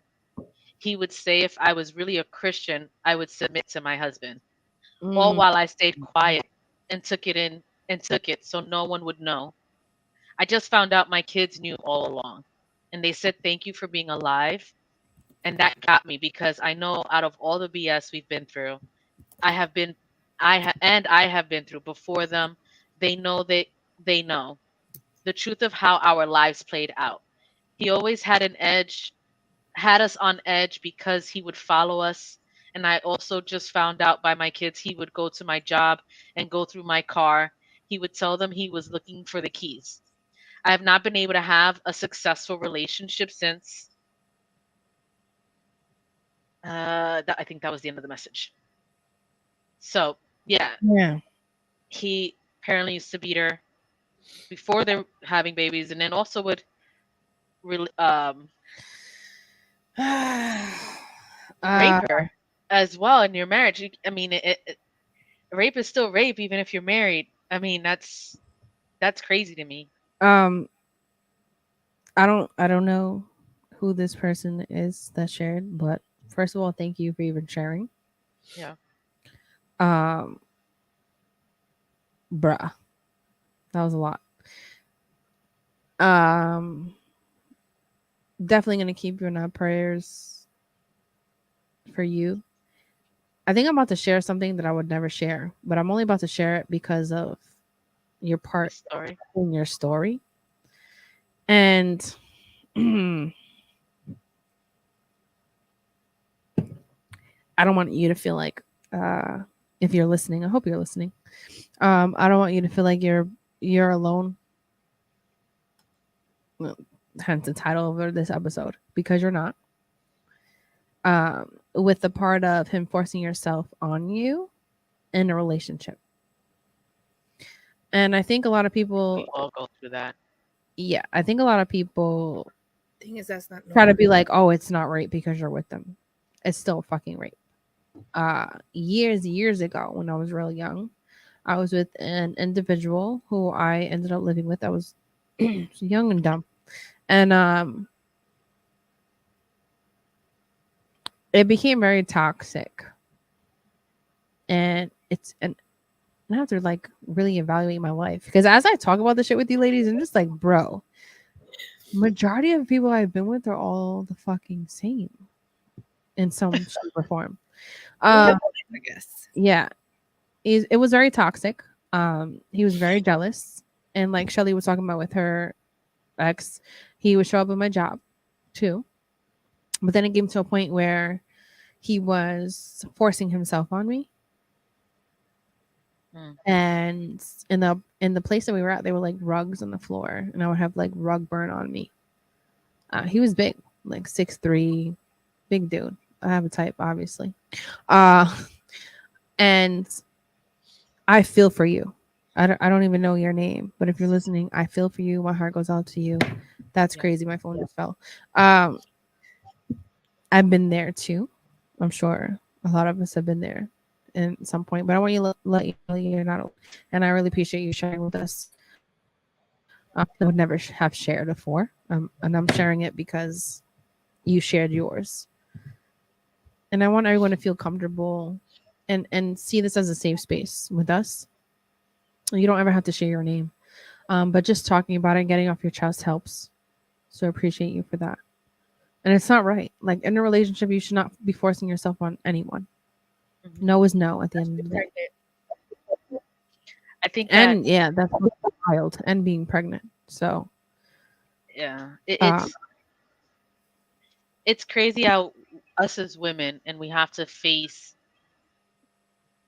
like sometimes it's like the expectation is there where we have to give in at certain things and we have to accept certain things, and then just because he has needs or whatever the hell it is in a marriage or in a relationship, that doesn't make it okay. Like exactly, I should bro. be They allowed know to that. say They know it's not okay. no. Like it doesn't make any sense. They definitely know it's not okay, and they still do it anyway, Right. which is fucked up. And the person that I'm talking about knew it wasn't okay, because when I got with the person after him, and he was still stalking me, literally. This is when I left to Brooklyn, and I was staying with my grandma, and he found me. I don't know how the fuck he found me, but was screaming my name outside the building, saying he was going to burn the building on fire, burn me, put me on fire. Bro, what? Yeah, I swear to God, I had the voice clips. I had to call the cops. This is another thing that we have to do an episode on, the justice system in New York. And because it didn't physically happen, they basically didn't do shit. Well, I think just basically just New York, because I mean, prior to this, I had my own issue, domestic violence too, and let's just put it this way, I was not helped. Yo, it's crazy. We got to do a separate episode on that. Yeah, this is completely different, but yes, because we kind of tapped into it last time, and we're definitely going to make an episode in regards to just that crazy. mental health. Are you waiting for just people to get killed? Like, come on. I just think that I don't know. Yeah. So real quick, I only brought that up because he acknowledged himself. Oh, do you want me to just turn myself into the cops and tell them that I raped you? And I literally, like, I just was quiet right now. That's how I was, like, what? That was the message you sent. This is when AOL was out, guys. Instant Messenger. To tell you how long ago it was. For the babies who don't know. Yeah. Hitting me up on AIM, right? And I was with my ex at the time. And she original I am. read it and was like, what the fuck? And it's something that I didn't want to talk about. But since she read the message, I was like, yeah, that happened. But just the thing is, like, I'm not going to report it because nothing's going to be done. Exactly. Because when I did ask for help, I wasn't helped. You know, luckily, you know, I could say I'm out of it. I don't know. Out It's of how many? it's wild. I think because of what I went through in my upbringing, in my adult life, it's just something that I've never allowed myself to deal with. Mm-hmm. I would never accept physical abuse in my adult life. It's just, I think the one argument that I remember with my ex, the only physical thing, and it wasn't that he even touched me, he was being crazy and insecure. And I was sitting on the mattress, on the bed, excuse me, and I'm like, "What are you talking about? You sound crazy." And he's screaming and upset and about, I think because he worked overnight at the time, and there was a guy who would leave the building at the same time he was coming in every day. And who's this guy always leaving when I'm coming in? And I'm like, "What are you fucking talking about?" And I laughed. And because I laughed, "Oh, you think I'm a joke? You think I'm a joke?" And he flips the mattress while I was sitting on it. And I'm like, so I get up and I'm like tumbling over the mattress. Oh, Right. shit. And I'm trying to get off. And I left it like that. And I was like, "Yo, you wildin'." And I left, just left, because I was not going to deal with that. I'll let you be crazy on your own. Came home and he left work early, felt like an ass, and came home, apologized. And I was like, "Now go clean up your mess you made in the room, because I'm not doing it."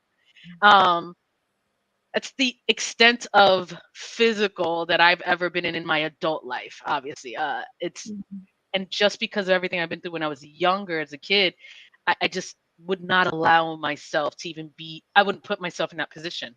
I'd completely just remove myself out of it. I don't know how. I wish I knew the way to teach people how to not fall into that. I think as you're stating that, I think what happens is, only from personal experience, is that everything is great in the beginning, right? Mhm. And then once the first incident happens, it's a shock. You're like, what the fuck? And then they Okay. apologize, like, "Oh my God, I didn't mean that. Like, I'm so sorry. I was just angry." And then you're like, still shocked, but like, okay. The same thing that happened with Okay. parents. Yeah, and then everything is good. And then the next time is a little more than the first time. Yeah, it's And a whole you're like, and then you're like, what the fuck? And they're like apologizing again. Oh my God, I'm sorry, I didn't mean that. Yeah. I was so angry.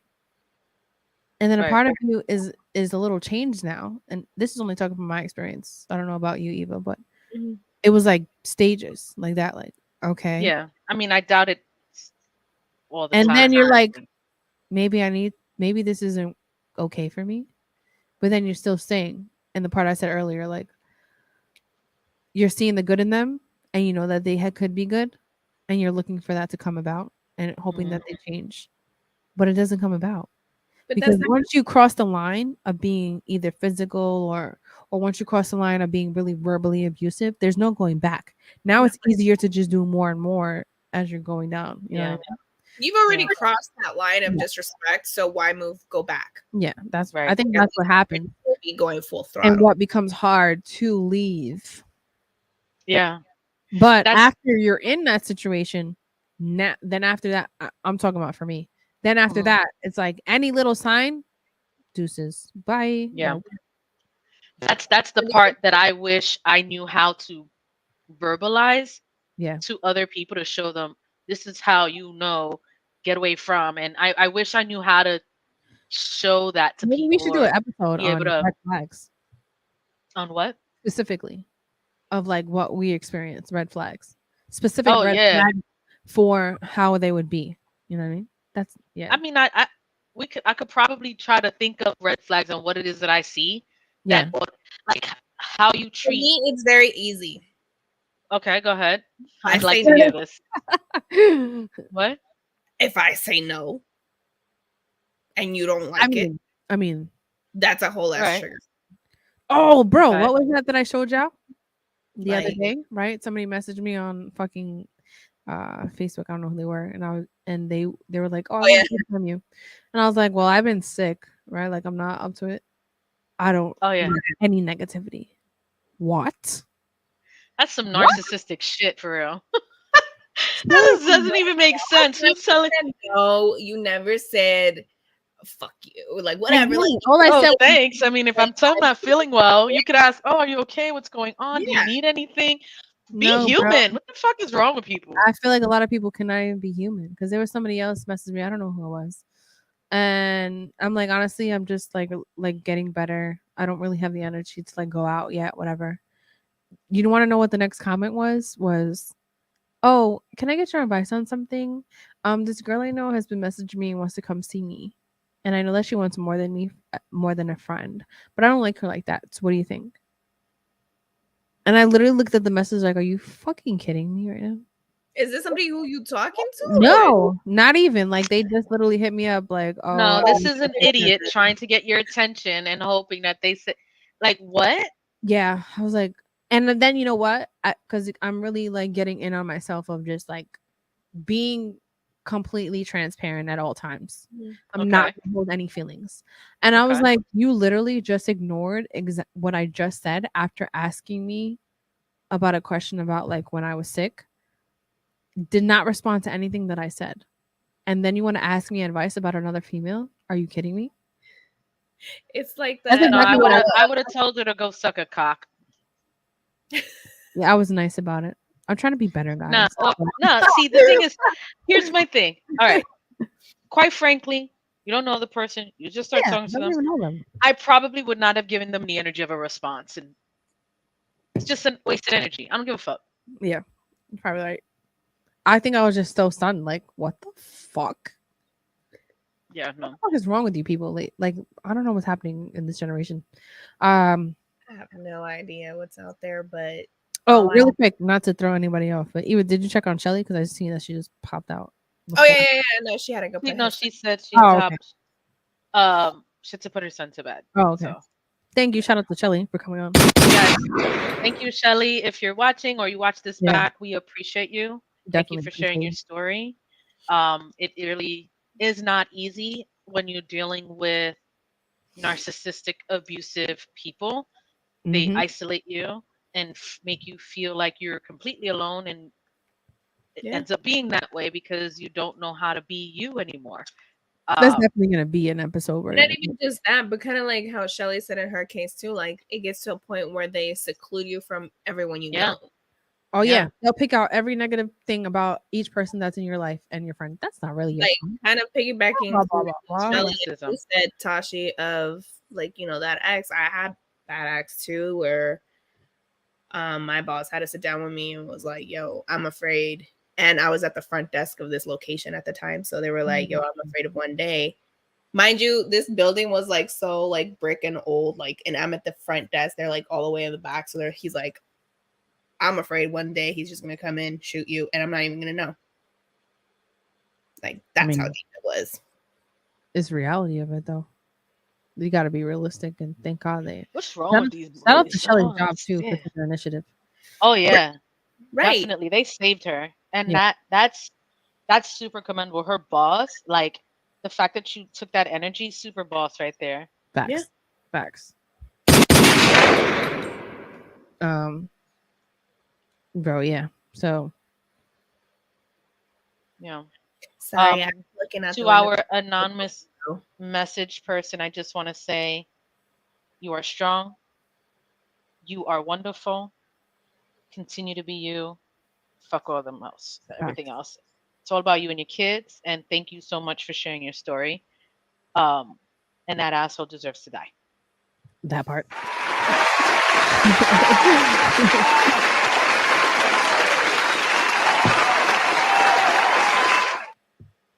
You know what? Like I appreciate y'all. I appreciate also I gotta say Reflex Radio. Even though I know these individuals a long time, you know how life happens and you get busy and everyone's living their own life and you don't talk as much. But ever since starting this and being in the station, the support that I get from Joe, shout out to Joe especially, and everyone else, means a lot. Because I know for sure, like if anybody tried anything, like it's on site. And Yeah. you know, even with my own family, but it just feels good. because I think I struggled with friendships in general, as you ladies may know, right? And keeping a genuine friendship, and have to remind myself daily that no one's gonna be like me or do things how I would do them, right? And I have to remind myself of that. So I have lost a lot of friendships, but I have you ladies, but you're like family, so it's different. But then I know when I have the support from here, right, and Joe and the Reflex family, it just feels nice. Like I'm good no matter where I go, and even if I'm not around, they're showing up quick. So shout out to Reflex and shout out to Joe. Facts. Happy birthday, Joe. Is beautiful, amazing person. Oh, Val, they think that you're a beautiful, amazing person. Oh, Thank you. I don't know who that is, but thank you for the positive comments. I don't know if Brother Nature's back on here, but I seen your comment before. FYI, I don't drink milk. It's full of fungus. What the hell? I'm allergic to dairy. Yo, you're mad random. Why are you even responding to it? Some people don't need that energy. Bro, it's not even that serious. I didn't get it at all. Because after I broke my toe, then I need. Yeah, he was already just saying stuff to say stuff. So don't even. Oh, somebody's calling. Give him a second. Oh. Okay, hold on. While you do that. Jeez, what are y'all doing? Me, I'm doing something.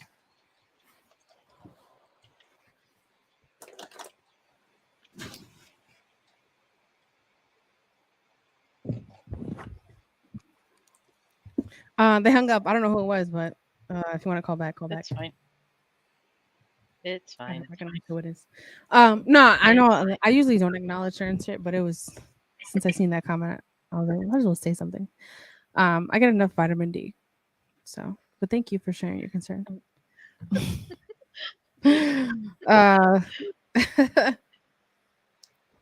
Yeah.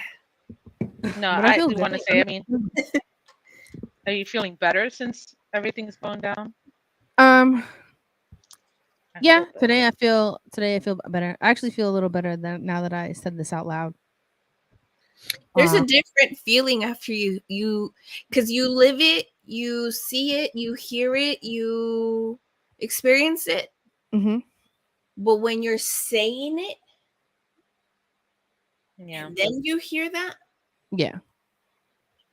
It's like, yeah, I'm really like throwing all that nonsense out there because this is exactly what the hell is going on in my life right now. Yeah. Because when you're holding it in, it takes a lot of your energy. Yeah, but when you say it out loud, I feel like it puts you in a situation where you're now seeing really what's going on. Mm-hmm. Yeah. Yeah. And then that takes you back because you're like, yo, it's from this person. It's part of the healing process. Yeah. It's one of the things that closing chapters. Yeah, one of the things that a lot of people don't realize is sometimes just talking about it. You don't even need a solution. You don't need someone to say something. You don't need someone to even have an opinion. Just be an ear, right? Yeah. And that goes even a long way for some people. Bro, just having someone to be able to communicate with, and that's one of the things I think a lot of people take for granted. Nasty wrote, y'all men got to do better. It's truly sad that we come from women, and in most cases, y'all terrorizing these women while having daughters on your own. Truly could never understand, and I pray for y'all. That's facts on 1,000. Like it's just crazy, and it's sad, and we're just a couple girls here, and the amount of women all over the country, all over the world that goes through these things, and in our culture. Mm-hmm. In a lot of cultures, I should say, I'm not going to just say our cultures, it's very common with the abuse that women receive. And I'm not saying men don't get abused. It's just more common from in the other way. Right. And one of the things that I see is how a man treats their mother, a man treats their children, or a man just how they talk about women. And if you have no respect for women, then you're just not the man for me, right? So it's just it's crazy. It's crazy, and people will show you who they are, and it's really sad. It makes me wonder how how are you raised? Like, how is this? What is wrong with you? Where's the screw loose? But that's why I think it's important in the beginning to ask a lot of questions when it comes to the person's family. Well, Like you said, the relationship with their mother. Do they have sisters? even though, because it's been times where, and I don't want this to feedback. Can you guys hear me? yes, Yeah. can you? Not all the time though, because I feel like when it comes to people, sometimes they're selective with who they're ugly with. True. That part. Yeah. I think I can say that there's been people who I can say are amazing parents or amazing fathers, right? Amazing sisters, brothers, all that. But there's one person who they could just never be that person to. And I don't understand it. I really don't. I think there's a different. Here's the sad part that may or may not be accurate, but perception wise, when they genuinely are vulnerable or actually care about someone, they show a different side of themselves, of their insecurity, and that insecurity outweighs everything else, and that's where that that negative bubble comes from, I think, or that abusive side comes from. It's insecure men. I would say yeah. And then it's funny because you said what the cultural part, but that's why I didn't even tap in onto those numbers, because that is a whole different episode.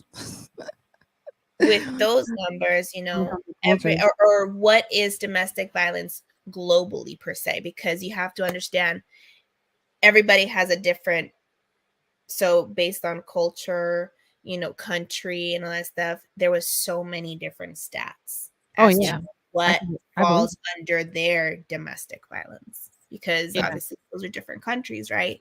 So that was interesting if you guys want to take a look at that. But no, I think we definitely have to do a separate episode just for that when it comes to culture and religion and a lot of other ones. Yeah. Where it's okay, but it's really not okay. You know.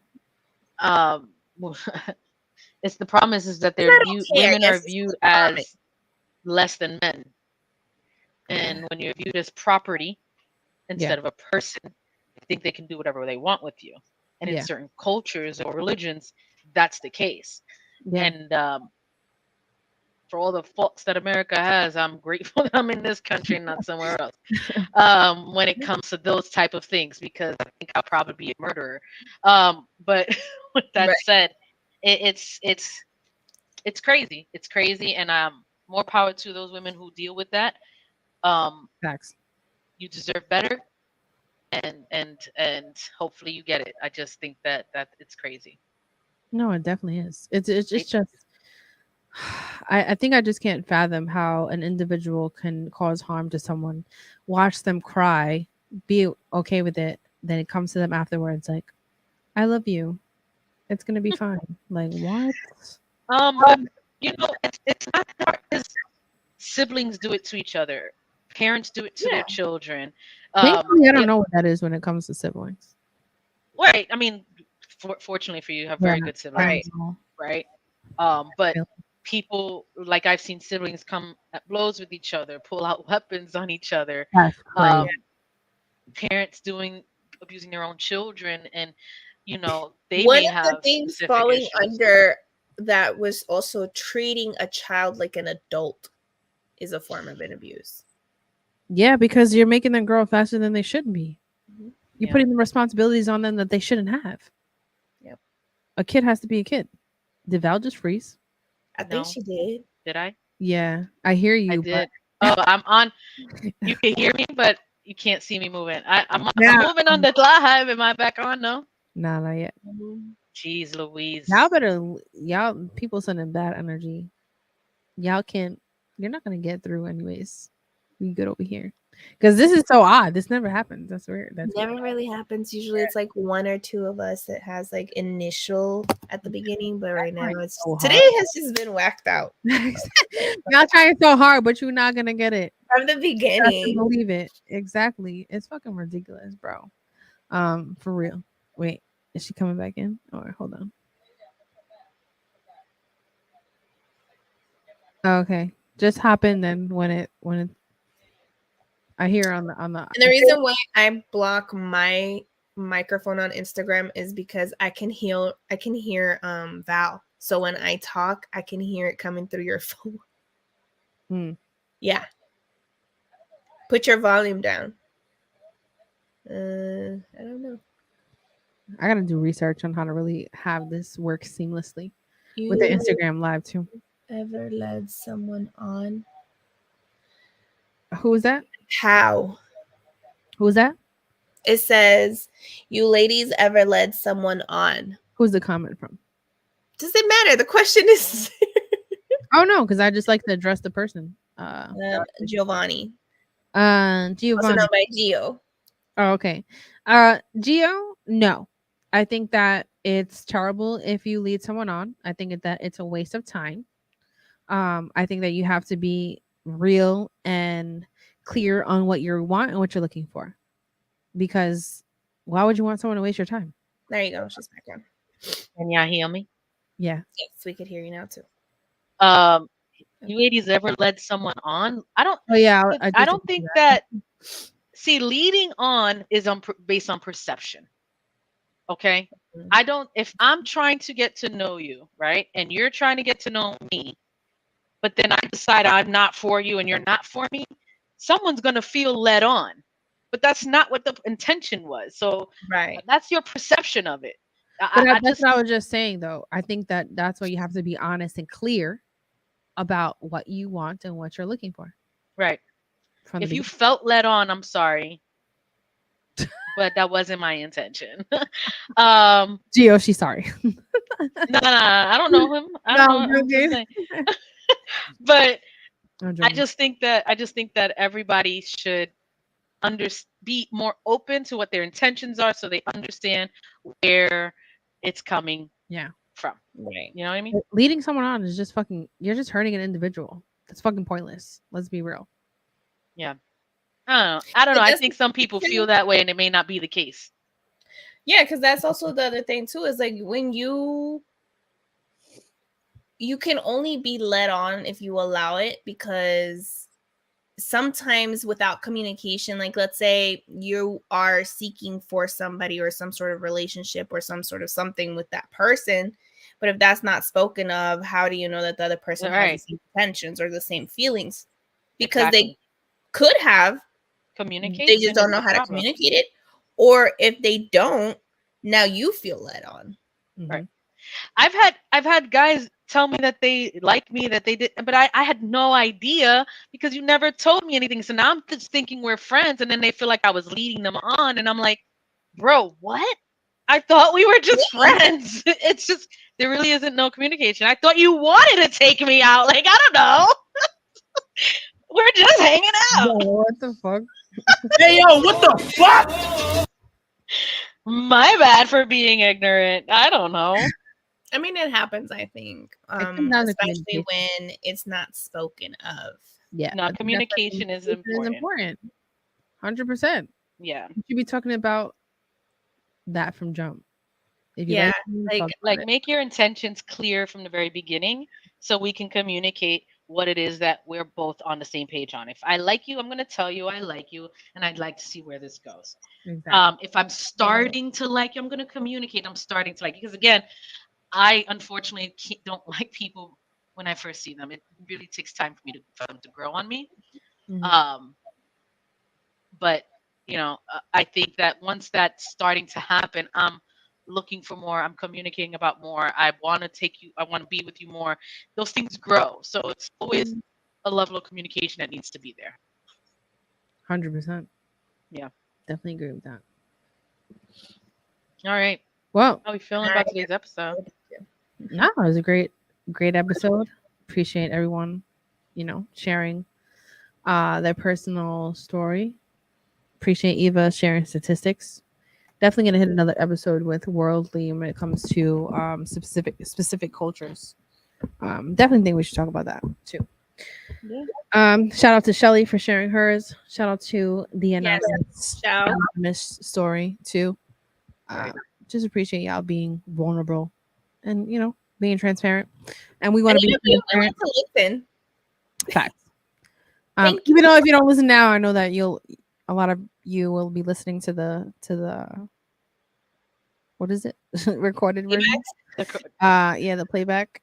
So shout out to y'all for even listening in. Hit that subscribe button, please. You just help. Yes. And we are on Apple. Yeah, Apple Podcast, Spotify, Spotify podcast as well. YouTube. It gets spicy. We do serious shit, but it does get spicy. You don't want to miss out. You can be listening in while you're making dinner, getting ready to go out. Hold on. Nasty said, Val be like, I like you, but don't like spending time with you. That's not what I said. I like you, but from afar. That's comedy. I like you, but I don't got to be around you. No, that's not what I said. There's a limit. I'm a sad. You know what it is? I think that's part of. I hate to use horoscopes as reasoning for character, but as I'm getting older, right, I realize I'm really that character, but somewhat to a certain extent. I just feel like Sag crave their own independence and personal space, but also crave that intimacy and still wanting someone there when they need to be there. So it's really just knowing that balance, and I haven't found someone who understands my balance. No, but I really think what happens though is like stuff that we go through really changes how we go about dating. Yeah. So true. Because for me, it literally takes one sentence for you to say to rub me the wrong way, then I'm like, fuck out of here now. Legit, now, like that's how I'm at. That's where I'm at. Do you think that we are just picking up those key words and looking immediately like negatively on the person itself, and the person probably like not I mean, unless the person says something intentionally really ugly to you, but I'm saying just in regular characteristic of just the slightest connection to something from her past, you think we're also maybe like just cutting people off for no reason for that? Why is she dying? Maybe because Nasty just wrote, "Don't touch me, but be in the room." Yeah, that's accurate. Like I want you here, but just leave me alone. So the reason why you can't hear me is because I'm muting the mic because there's like a playback when somebody else talks. Sorry. Is there? I'll mute myself. Go ahead. I don't know. That was just your shit. Yeah, no, I can't hear you. I wasn't talking. Oh, I'm just saying, why I think it just becomes difficult now. I think for me anyway, in my opinion. I think when you're still in your healing phase, yeah, possibly it's more difficult, right? Because literally certain words trigger me. Right. Yes, but I want to say when you're in your healing process, and just kind of wrapping it around with some personal shit, right? You guys know about it. Even though you cared so much for this person and time allowed us to reconnect. Okay.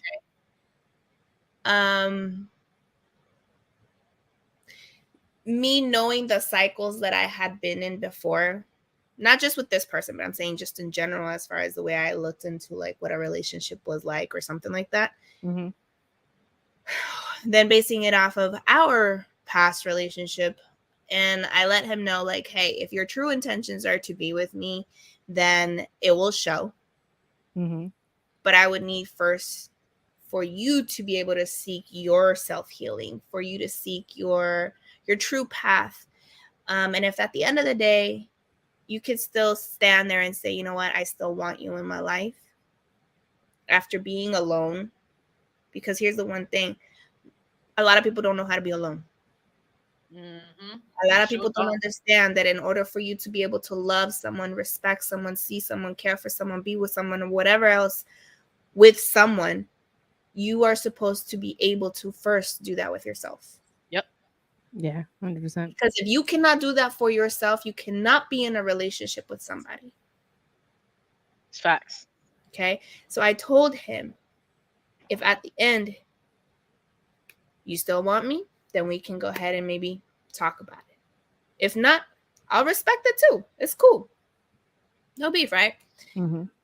And then you guys know how the rest played out, which I'm not gonna give out those details. But yeah, the point is you have a gut feeling that even no matter how you feel about a certain person, that gut feeling, that cycle that you know is still there, and you're like, nah, this time it's still not gonna be different. You gotta trust your intuition. Your Yeah. intuition is there for a reason. My gut feeling was right, so I went the right path. It's never wrong. Intuition is never wrong. Question is, do you guys still ever feel empty or alone? Ah. Depends Alone. I don't think on alone is a bad thing. I'm alone, but I'm Right. not lonely. Like, wait, Right? what do you mean by Gio? Like empty alone? You can feel empty alone in a lot of ways. You could be with someone and still feel empty and alone. Yeah. Like that. Yeah. That's the worst. A relationship doesn't define that. I think everybody gets that feeling of loneliness at some point. I think I'm alone, but I'm rarely I think I lonely. can relate to what he's asking. Yes, there's plenty of times where I feel alone. Even though I do have a good support system. But as a human, I know I talked about this more than once. You need the human interaction, the companionship, right? Yeah. So things can be great, but I'm not gonna lie. There's lots of times that I feel alone. Yeah. Right, and it puts me in a sad state because I want to share good moments with. I want to fucking binge my favorite show with the person. See, that's where I say it's lacking intimacy. It's not that you're not alone because you're not alone. Okay, that part. But Yeah, feeling that loneliness occasionally, that's lacking that intimacy there. I don't think that's ever feeling empty though. I've felt it before. Okay, but you could also feel empty with someone as well. Oh yeah, which I have felt that before too. Yeah. My desk room for the but lady. it's things that you have to work in within yourself. Yeah. Because when you feel empty, then you're battling. Maybe this is not you, but personal experiences. You're battling with your own self-love. Yeah. Yeah. I've been there. I think when it comes to that, that part of being lonely, I've been there. Sadly, even in a relationship, so it's like, yeah, yep, 100%. At the end of the day, it's crazy. I think in my experience, I have felt more lonely in a relationship than I have been single. And again, it goes back to the healing process. Yeah. You tend to not want to be around certain things that can trigger you. So you are okay with being alone. You are okay with detaching yourself from certain things that you know that no longer serve a purpose in your life. And that is perfectly fine. It is not for you to feel bad or like, shit, like I'm not talking to certain people. They're going to think this. No, fuck that. You move on in life. You progress. You evolve. You grow. And unfortunately, those people are still going to be in the same spot, and they're still going to be in the same spot. But that is not your responsibility to bring them along with you. That's up to them. Yeah. I think that I battled with that a little bit, cutting off friendships and feeling bad. But why am I feeling bad? Because it wasn't on me.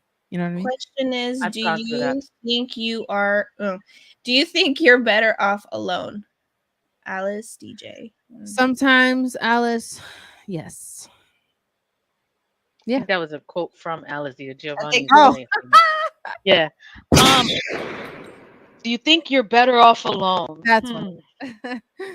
I think that it depends. I think what I would like is intimacy sometimes. But however, yeah, I've been living on my own for quite a bit. I haven't added up the time in a long time, but I enjoy my space. I enjoy being alone. I enjoy myself. I've learned to love myself, and that's one thing that I will say at a point where I'm better than I ever been. That's probably where my good headspace is coming from now. Have I always been there? No, but I don't think I'm better off alone, but I'm not mad that I am alone. Does that make sense? because I could always use intimacy. Yeah. I could always enjoy someone else's company. Does that make me better off? No. It could does. I don't think I would say better off wouldn't fit in that scenario for me. Like I'm good either way, if that makes sense. Yeah. And then honestly, as you should be, because I feel like that is key. Yeah. To be able to be with somebody is by choice because you found some common ground between you two that you can enjoy a life partner with, and let's go ahead and do this thing together because you know who you are with or without that person. Mm-hmm. Exactly. Exactly. I think the better off alone comes from the peace of not having to deal with bullshit. Not have If to you bring the question the thing is, if you bring person. in bullshit to my life, then I don't need you deuces, bro. Yeah, like I think it's that. Like I'd rather be alone for those parts. Like not have to worry about are you telling me the truth? Are you talking to other people? Like I don't need that headache. That's why Yeah. being single It's is not even just that too, but then when those insecurities are also thrown on you, and Right. when you've already been in that space before, you're like, bro, Yeah, I don't it's have the just not for patience. me. I don't need I this. don't got that patience. Yep. Bye. Yeah, definitely, Yeah. buddy. 100%. No, I think that's why I think nothing. more men need to be open to going to therapy. That way Bro, their negative energy doesn't continue to hinder us. that part. I think yes, but everybody needs therapy. Everybody needs therapy, but women, I feel like women are more open to therapy, We should especially in today's definitely do an world, episode than on men. this. 100%. I think a lot of men think that they're too proud to go Yeah. to therapy, and Mhm. that's I Yes. anyone of my guy friends tell me I'm seeking this. I support it 100%. Their friends probably won't, but I will. I'm gonna tell you, Yeah. yes, you Fucking I should. healthy. have done that as well. It's healthy. It's gonna help you out. Wait, So would what? you rather love than never love at all? So would you rather love than never love at all? I would rather love. I And I mean, would take I the love. pain with love as well. Yeah. I've loved like all We of still me. believe in love. I don't Right. think the ability of being able to love somebody here is the issue. I Yeah. think it's more of the headspace where we've already been at, that there's certain things from people that we're just no longer willing to accept. Period. There's no patience for it whatsoever. For me, just being in love doesn't always mean happy, right? Hmm. You can love someone and they not be the person you should be in love with, right? Yeah. I would take that to feel love for the good or the bad because I love being in love. However, I also know when it's conducive to me at this point in my life. So I would Right. not force this type of situation that is only going to bring me pain. So I think it is y'all love better. I think, more than I huh? do. Say that again. Y'all love more than I do. I do. The Yeah. thing is, if you take love for just pain, then you wouldn't love love, right? But if you realize that love is just as a strong emotion as pain, it coincides sometimes together. And for the good or the bad, I mean, with all of my experiences, I don't regret a single one. I don't regret them. I think with me, I'll Yeah. be I think straight I up just battle honest. with. I feel like nobody is patient enough because at some point they're going to want to have something more with me and I'm not ready for that, and that just seems to offend people, and it's like Are you out of my communicating that in circle the beginning, though? that I'm not looking for a relationship. Yes. Okay, So then you're everybody fine. on here, even does not want a relationship, stop trying. If you're communicating that you're not looking for a relationship and they still want to hang out with you, then that's on them, not on you. It's that simple. That part. Nah, but I love that y'all guys love love. Not that I don't like She love. said, But I love that you guys love it. y'all love it more than I me, mean, to be honest. I think even through the bullshit, like I've never, took off the idea of falling in love with it. And I think honestly, me moving forward, falling in love is not the problem. Hmm. Hmm. Is Who I decide to give my love to? that, in what I, and you can take it as you want, but in what I get back from that person. Absolutely.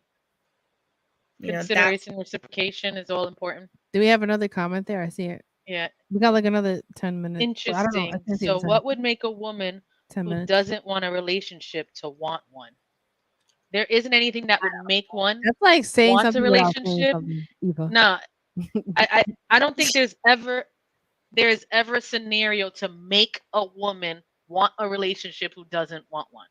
She's the only one who's going to decide, I'm ready for now. Period. You can't. There's nothing you can do to make them want one. Period. And if you're trying to make someone do it, you're wasting your time. Yeah, and you kind of have to understand this thing too. Like me, for example. Okay, I have set myself certain goals.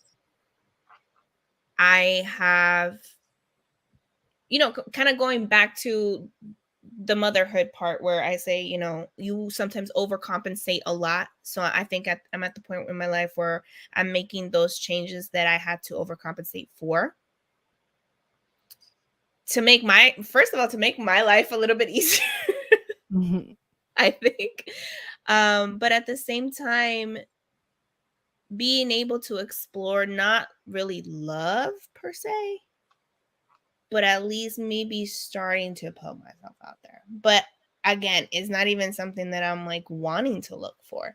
And I think it comes with time. So when I know I'm ready, I'll probably be out there. I'll be out on the prowl. But as of right now, no. And I think I feel ready. Someone came with straight actions. Literally. Yeah. Just straight actions for you. No words. Like showing how much they're to want. He said make was a little strong. To want one. Basically, what does it take for women to want a relationship? That's what it will take. Actions for Eva. Actions like literally goes a long way. Showing everything. Like here's the thing, it's not just actions. She's got to actually want it. It doesn't matter the actions. It doesn't matter what the guy wants in any way. She needs to want it. I think though for Eva that she'll fall for like, not in a bad way, but I'm saying like the cute gestures, the flowers, just because. Consideration. If you write her a letter, goes a long way. That's it. You got her. The fairy tale. Yeah. Write the 4-page letter. You guys, I'm sorry. What? She's in there. That's it. So we know what would grab you, then the guys know, right? Yeah, I know Eva for sure. He wants those. He's over here listing them like, guys, take notes. This is what you need. I know Eva, bro. Take these things down. Hold on. We got another. Hugo says, "Hi, Hugo. Thank you for joining. The best quote I've heard about love is to love someone. To love someone is to see them for who they are without trying to change them." Yeah, that's an accurate statement. 100%. Because that's one thing that I've noticed too. And they're like, oh, like, but he doesn't want to be like this, or he doesn't want to be like that, but he's still not like doing this and he's not doing that. Well, did he ever do it? No, but I want him to. Well, that's not who he is. That's not him. Yeah. That's you putting it on her. On a person to mold them into who you want them to be. So at the end of the day, you were never really in love with that person. Because when you love somebody, you love them for who they are with their own awesomeness. Right? If you cannot do that, then go find yourself another project for somebody who really wouldn't mind being a project. Can't be out here changing anyone. Someone's gonna change them on their own. Facts. You either like them or you don't. Point blank. Period. Mm-hmm. That's it. Good point, good ladies. we just hit him like a right. What was that? No, I was saying good point. Oh. Yeah. If you want to train someone or something, get a puppy. There you go. True story. Exactly. Like true story. Everyone's an individual. They all have characters about themselves. If you don't like it or if you don't love it, they are not for you. That's it. You cannot. I think what the problem is, a lot of people need to realize you're not gonna like everything about someone, right? No one's perfect. No one. Bro, the smallest shit bothers me. Literally. So what bothers you? Like the smallest things be bothering me.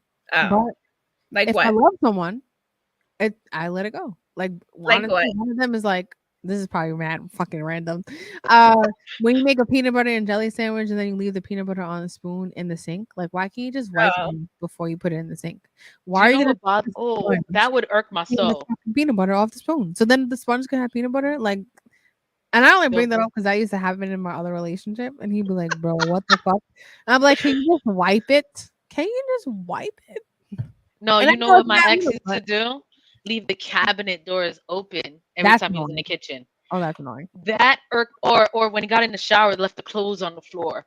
Oh, That yeah. used to make me want to stab him. But Right you know, next to the hamper. Oh, yeah. no, on the floor. Oh my god! Like, bro, pick your shit up. Like, I'm not your mother. That shit used to that. Although he wasn't a slob, he was cleaner than I am. I will say that. But those little things used to be like, ooh, And I if wanna you stab love you. them anyway with those little things, you know it's Oh for yeah, real. Now, are yeah. these like Right? selective times, or are they just more of everyday thing? What do you mean? I Like, think it's an Like everyday those thing for things me. would happen. Would it be like an everyday thing, or would it be just like here and there? the clothes on the floor was an everyday thing.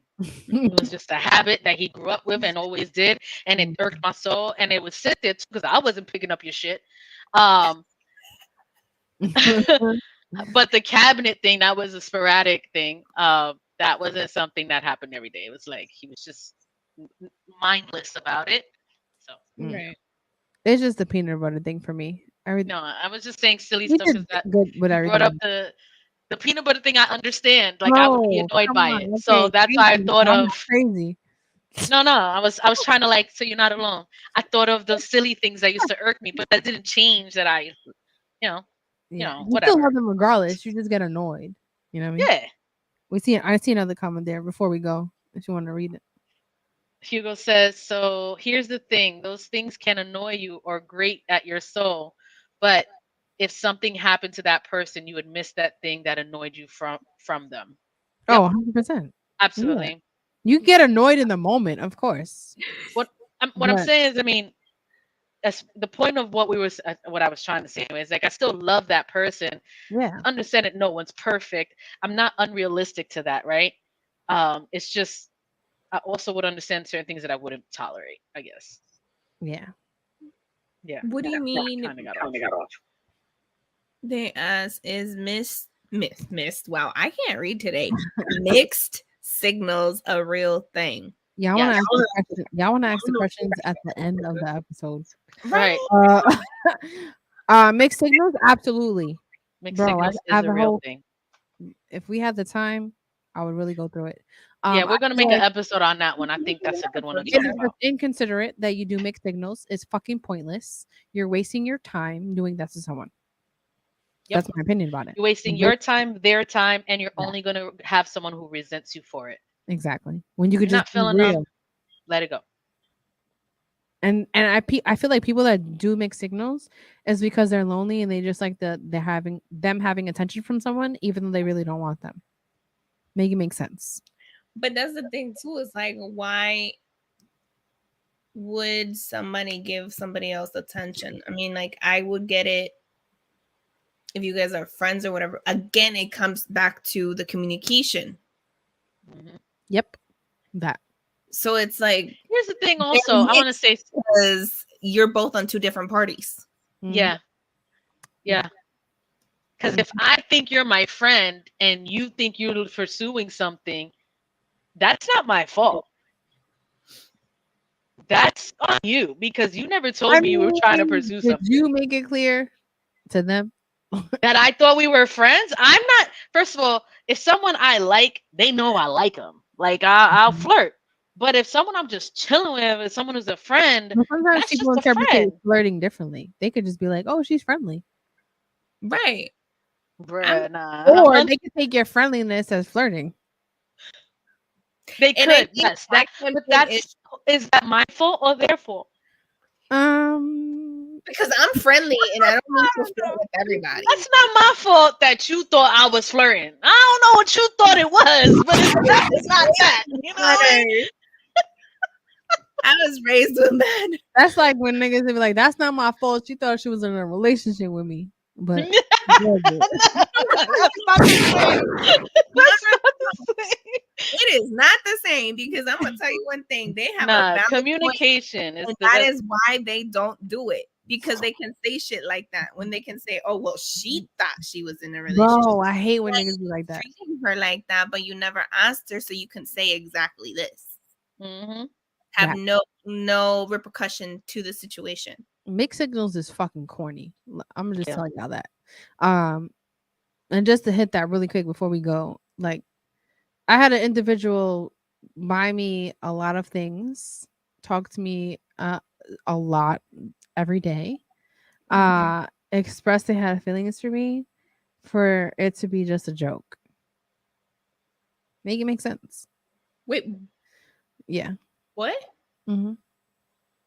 Oh, they were talking to my friend the whole time. At the same time. So you're giving signals of that you're really into me and want this to be more than what it is. For then you really don't want it to be? Like that's stupid. Well, That's so why not doing that? That's just some evil shit. Stupid. Yo, you've had some evil motherfuckers around you. Bro. But you know what? Facts. Yo, it's moving on with our lives. I need to write a book. Better. Word. It don't make no sense. Like if you're a human being, why would you just want to hurt people in general and in whatever aspect of it? Like you shouldn't be out here looking to hurt individuals. It doesn't make no fucking sense. Karma is real and it's gonna come back to you in some kind of way in your life. So there's that. But I love the comments and the questions. Unfortunately we have to go. We already went over a little bit. I miss being in the studio. Honestly, I could keep talking for hours with every one of y'all. But we do have to go, unfortunately. I know. So, but we will be here next Saturday. Topic is TBD. Oh, Eva will not be. But it'll be okay. Yeah. Okay. So please join us next week. Yeah. With I'll post with the topic. Yeah, we'll figure that out. On what's next, but you don't want to miss out regardless because it's always some spicy shit or us spilling the tea. And a lot of stuff is coming. So but thank you for tuning in. Thank you for the comments. Thank you for everyone sharing their story. Thank you for Shelly coming on as a guest. Thank you to our anonymous person sharing their story. I know that it's hard. Shout out to y'all, for talking about where you are in your life right now. I'm glad to be back to some kind of normal. I'm looking forward to next week. Don't forget to subscribe to our channel on YouTube, please. Everyone's viewing. We're not pressing that subscribe button. It takes 2 seconds. Just hit that subscribe. It helps us out. We love to be here. We love to discuss a lot of different topics and be real. We want to relate and connect with a lot of people that do watch us all over the world. So shout out to everybody that watches us in all those different states. Follow our Instagram on TV, our TikTok, our Twitter, Facebook, Instagram. That's everything, right? All that good stuff. Yeah, all that good stuff.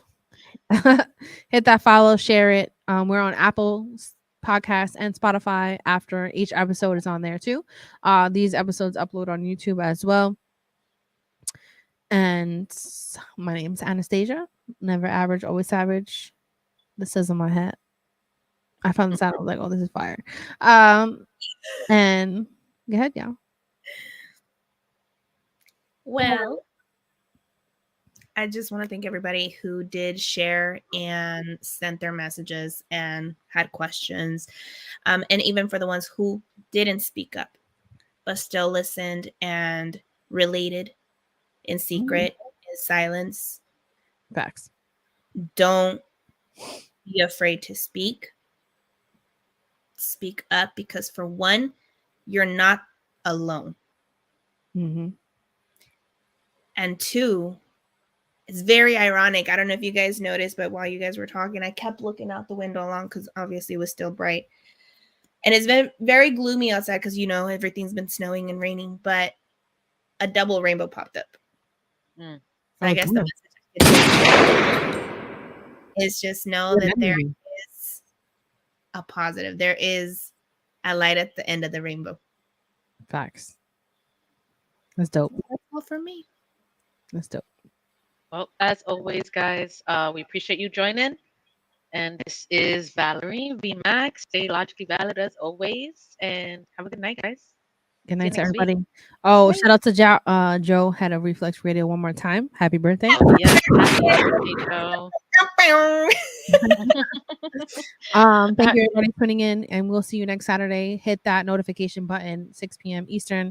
If it's not 6, it's always like 6:30. I know that we be running late a little bit of time, but sometimes it's technical difficulties, guys. facts. We don't be late. Yeah, but we be here, just the technical stuff.